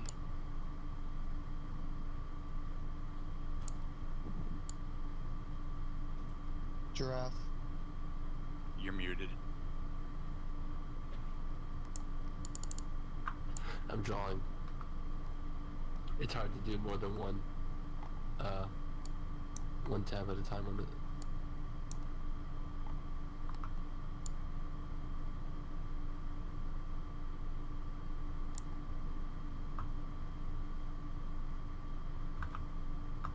Ooh. Okay.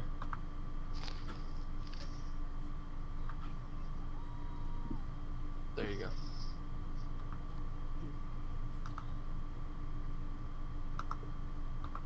Okay. Someone's watching a cartoon or something over there.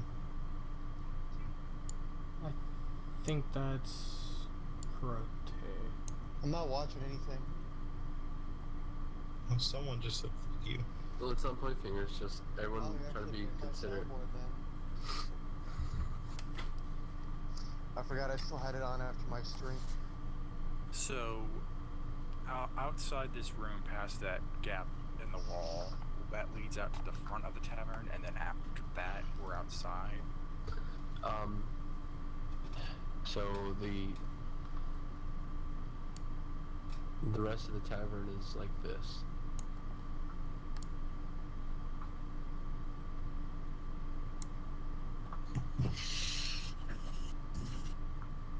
Front door.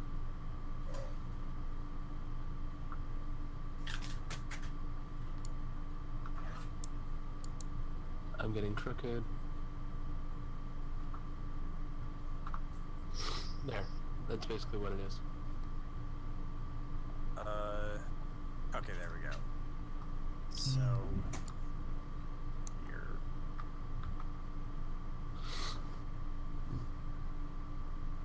Hmm.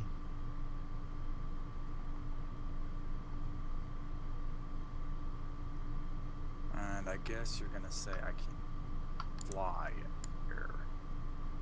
Fly, you fools! How much height do you need to fly? There's nothing on it. I'd leave that up to common sense, which I would leave up to. Okay. Tell me what you're trying to do, and I'll figure it out, because you have a 10-foot tall elemental. Okay, I'm basically thinking popping the lid off, grabbing our hostage turned rescuey, and booking it while you guys keep the earth elemental busy. Yeah, that's. I was thinking you would do that at one point as well. You could hover. You couldn't get a good fly. You would essentially be like long jumping, using your wings to get like an extra few feet. Okay, so I would be able to use my flying. No, not really. Fair enough.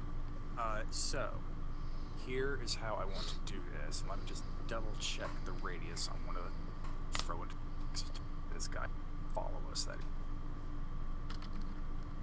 make sure it's 10. Wrong. Oh, it's 15. That right here.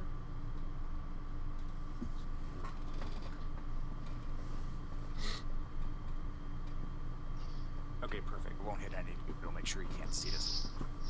All right. So, first things first. I'm gonna pop the lid off, reach into the cauldron, and grab the Tempest. That halves my movement.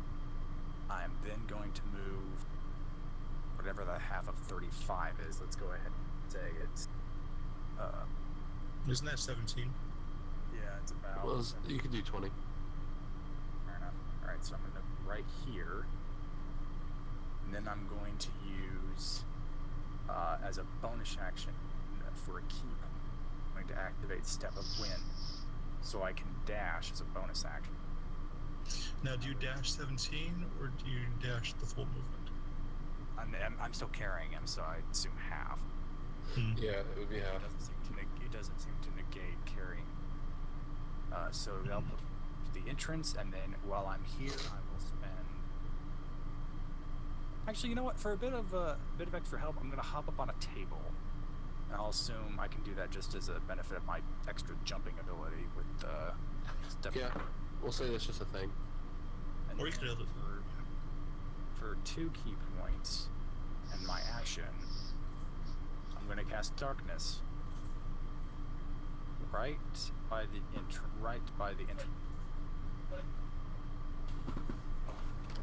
The 15-foot radius, so it's going to nick, but it shouldn't run in. Jen. You. God damn it. You sure you want to do that?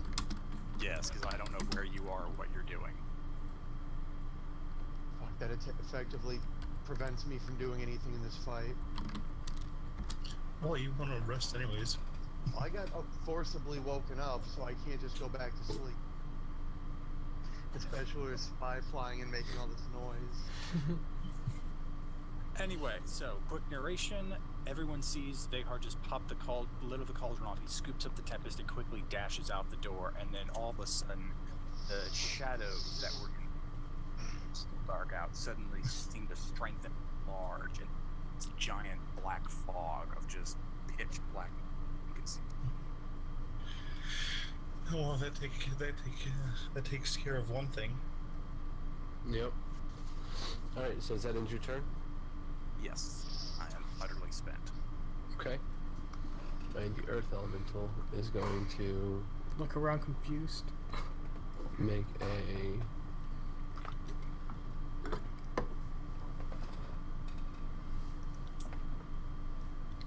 dex roll to try to get off from underneath the tiger, Nope. and fails miserably. Well, even if he's not prone, you would think an Earth Elemental could just meld into the ground. Yeah, Logically. but the prone still causes him to lose half his day. Like, if he could have knocked the tiger mobile, I could have used his full, but yeah, I'm stuck with 15 feet, in which effectively puts him in jack shit. Yeah, that's still in range of my attack. Yeah, it doesn't get him out of the room, which is what he needs. That he needs to. Yeah, he needs out of the room. I mean, with that, there's not much he can do right now with the tiger on top of him. So his turn is unfortunately over. Adeline, what do you? More radiant. He has to make another save against the moonbeam that's on top of him.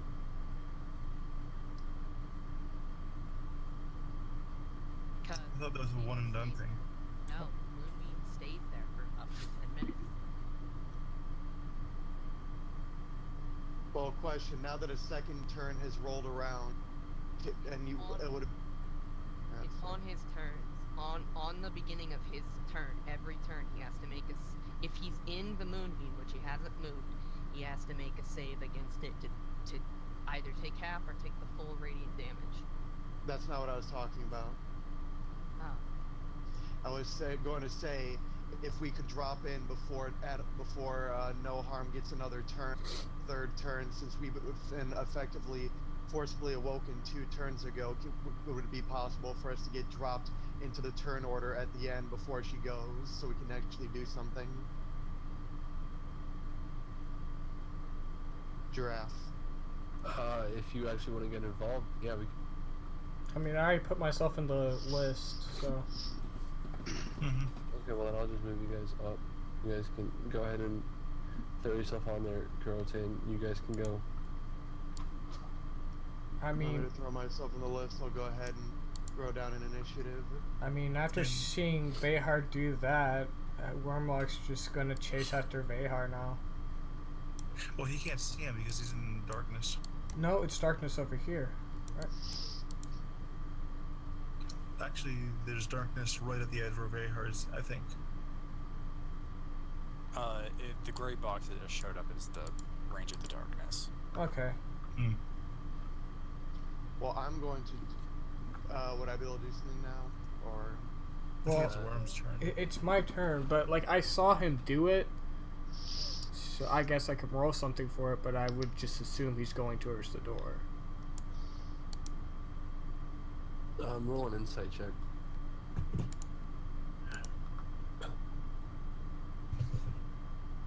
Where's that at?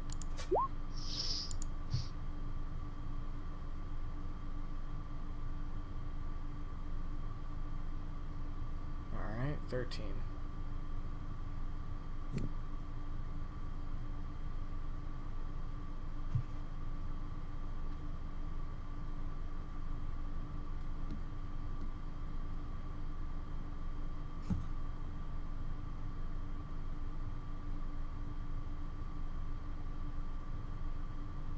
Okay, I guess that's it.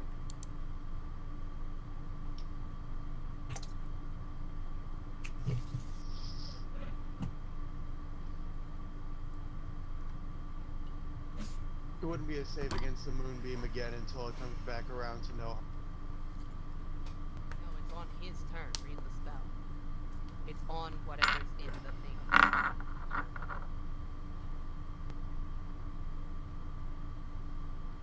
When they end their turn there, they have to make the save. But I mean, if we want to ignore it for now, that's fine. Just because we missed it. I thought Giraffe was going to make the thing, that's why I didn't say anything. No, it says on each of your turns after casting the spell, you can use an action to move the being. Sorry, never mind. You can move it, but anything that ends. Guys, stop arguing about the spell. I'm gonna take care of it. I just simply was making sure that she didn't do anything in between the last time I cast it. Break her concentration up to a minute. Anything that would take that concentration away would break the spell, so I was just double checking that nothing has happened since then. Yeah. Sorry, I was just reading because I was curious since he brought it up again. You guys are fine. I'm just saying. I'm just hoping this thing doesn't die so I can actually do what I'm planning to. And he succeeds. Take half the damage. And he's still kicking. So go ahead and do what you were trying to do, Kurote. Or Wormlock's, or you figure out what you were trying to figure out. You determine that Vehar is doing something, that this isn't part of what's going on. You sound really tired, Giraffe. The congestion's getting to me. It's alright, alright. Well, I guess I'll just move there and that's my turn. Feel better, bro? Thank you. Okay. So Kurote, what do you want to do? So, since we can use certain spells as bonus actions, if it's just a utility cantrip, would I be able to use that as a bonus action? It depends on the cantrip. You're in combat. It depends on the spell says it can be used as a bonus action. Yes. Basically, I just want to regain my ability of sight by laying down some dancing lights as my racial ability. Oh, then yeah, you can cast it as a bonus action because of that. Because of that. Is that the ability to cast it as a racial ability? Yeah. So basically, I know this darkness is getting in my way, so I'm gonna basically put one. Where's my pointer? Unless can I do? It's not making is it the wand that makes circles, or is it the what makes? Paintbrush. Dancing light is a cantrip, right? Yeah. It's not going to work in the darkness. Technically, it will. It says that I've read over this specific reading of darkness just to make sure. It says that non-magic, meaning that means of magical light will create an opening in the darkness. If any of this spell's area overlaps with an area of light created by a spell of second level or lower, that spell, the spell that created the light, is dispelled. He's correct. Darkness does negate anything below second level. Yeah, unless you choose Light is also a cantrip.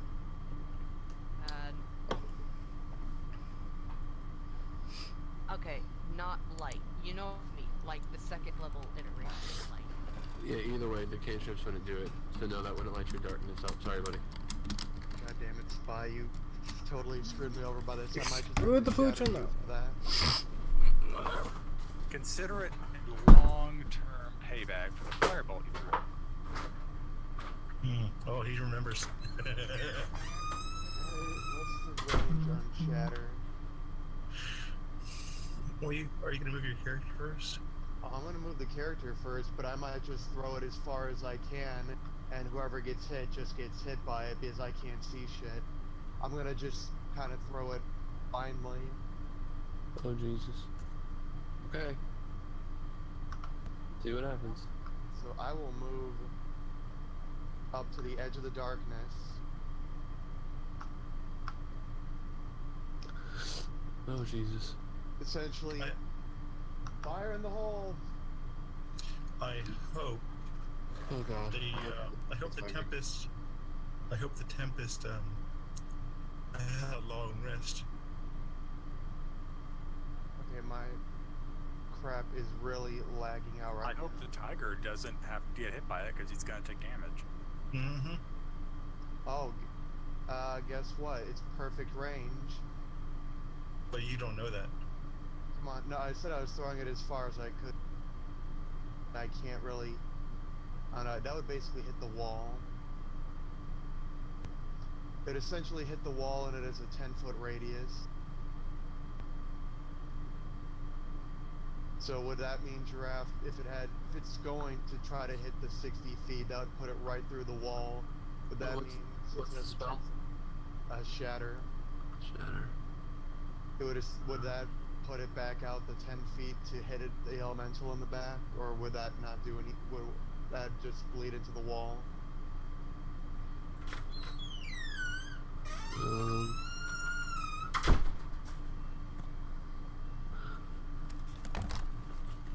Because the elementals in. My pointer tool's not working. The elemental. If you went the full 60 feet, it would miss the elemental. You would have to be able to do it sooner, and that would hit the tiger. Because the tiger is technically on top of the elemental. Actually, anything you do is going to hit the tiger. He's back. Yeah, he's back here, right? Yeah, he's back there. But if you threw it at the full 60 feet, it wouldn't hit the elemental. It would hit the wall, and that wouldn't hit. But if you hit the elemental, it would hit the tiger because the tiger's on top of the elemental. But he doesn't know the tiger's on top of the elemental. No, I know exactly. I'm just letting you know. Like, if you throw it at the 60 feet, it's going to hit the wall. You have to move into the darkness and try to get through it, or... Yeah, I don't have nearly enough movement to get through that massive shroud of darkness that our Birdman decided to drop down. Then take half and end your turn. Mm-hmm. Technically, after you get close to the darkness edge, you should probably get an attack of opportunity anyways. Why? Because he's in the darkness and no one can see him. Yeah, but that wouldn't... It doesn't give him an... coming out of the darkness doesn't... to like an opportunity of attack. Or I was thinking like a surprise attack or something. Yeah, but it's not like... Yeah. So... anything you do want to try to do? Well, can I do... Basically, okay.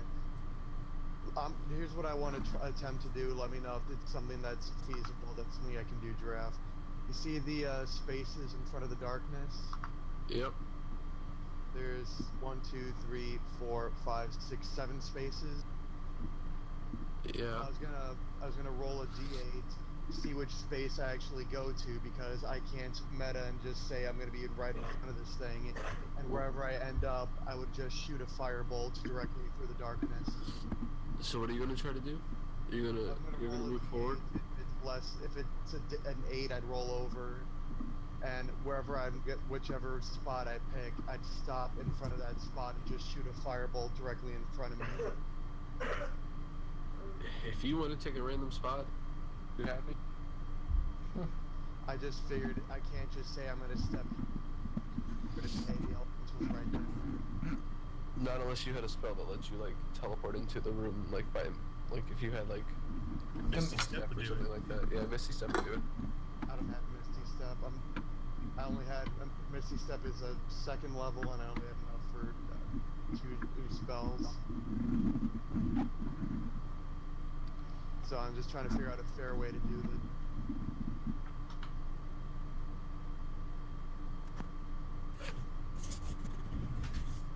How do you have me go? How do you have me go about this, DM?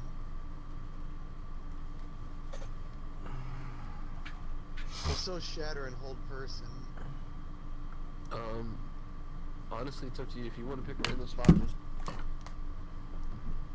roll your d8 and just go whatever spot you think that should be, and then just do whatever your move is that you want to do. Trying to blast into the darkness, not sure what's going on, or I can't really what's where. So the square on the left is 1, all the way to the square on the right, which is 7. Yep. Is a reroll. Gotcha. Okay. 2. Okay. But just go here and it ends up shooting the wall. Yep. So go ahead and make your move, and Do you have enough movement for that from where you were? he's just moving to the 30 left. feet, I was right here. I'm just moving to the left. He's not moving through the darkness. He's just moving either side of. Then and you're gonna shoot your fireball. Okay, so that's that. So that hits the wall and does nothing. All right. Is there anything else you want to do? You were. What? I was saying he was here, right? He was like in the corner. It wasn't. The room just got drawn. Nobody was really. Him and Wormlock were kind of like. Weren't really part of it at the moment. So it's kind of like pre-combat for them when they moved in. Okay. Now that now it's their turn and they're trying to move. It's wherever they were just a minute ago, which he was just right there. Okay, fair enough. So my turn would be over then. That's all I can do. Okay. So Adeline, what do you want to do?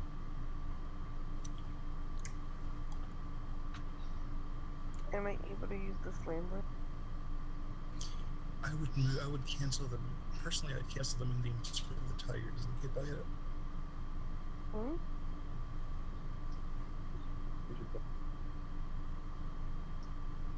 No, that's fine.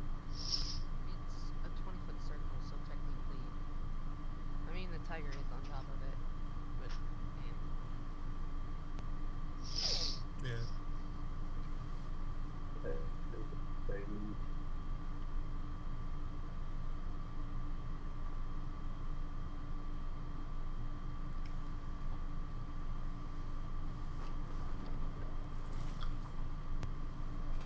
your bonus action, your scimitar. No, you just create a fireball. That's right. That's what my blade does.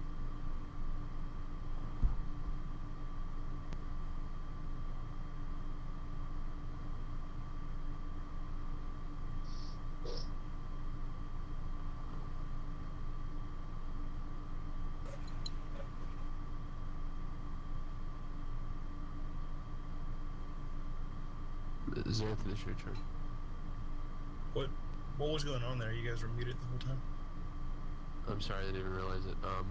She used the flame blade and attacked, and it just did the 10 damage, and that's it. Hmm. Is the tiger still in the moonbeam then? Well, the flame blade would cancel the concentration needed to maintain moonbeam, so the spell would end. Okay. Because they're both level 2 spells, and flame blade takes flame blade takes concentration, so it would cancel out the other spell.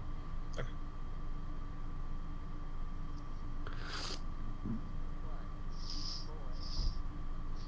Posting a branding smite. Then ignore that damage, because I have to hit first. Well, no, if you hit, then it'll be still that damage. Either way. Well, I didn't do what I wanted it to do. That I didn't want it to just roll damage, but that's okay. That's a really bad roll. Yeah, but and that misses. Advantage, he's still prone.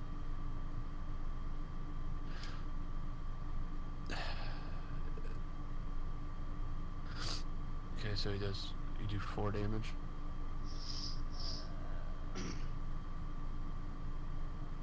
Tough.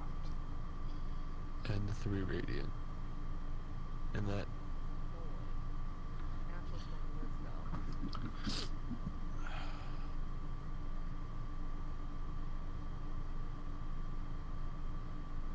Okay, so And, that's 7 plus 4, it's 11 plus 3, that's 14.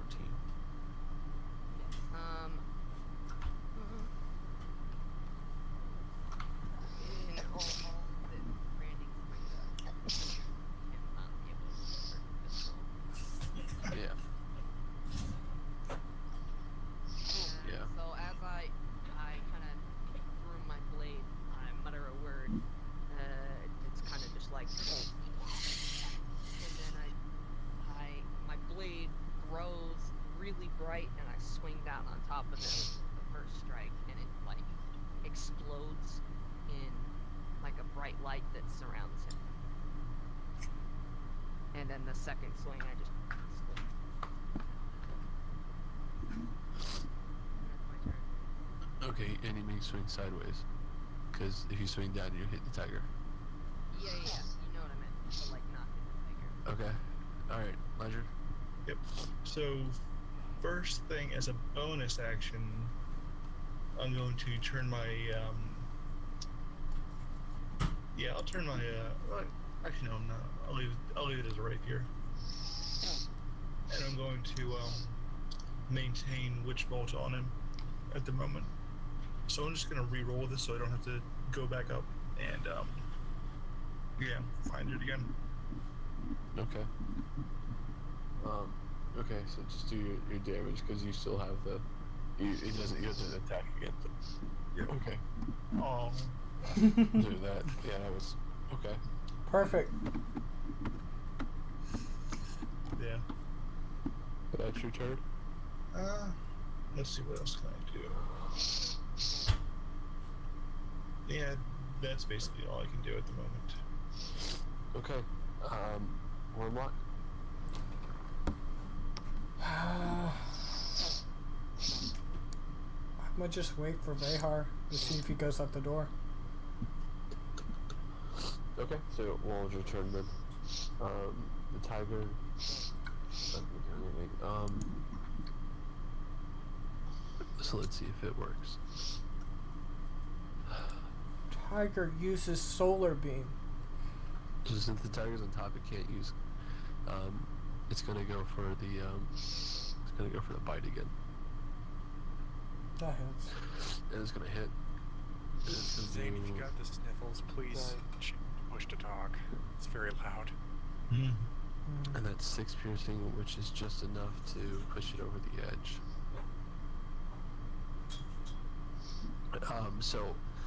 As the tiger goes to attack again, Adeline tells it to incapacitate, and it basically just puts its paw over the creature's face and suffocates it until it passes out.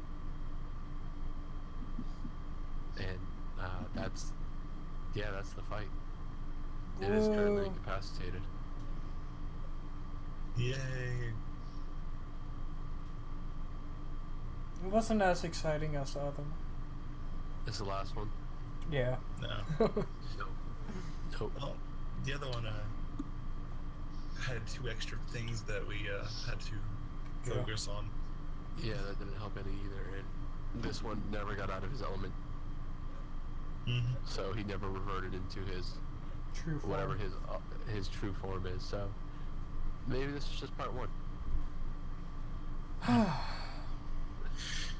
But I'm actually gonna say that's probably it for the night. I'm not gonna be able to do much more. I'm losing concentration, and it's getting harder for me.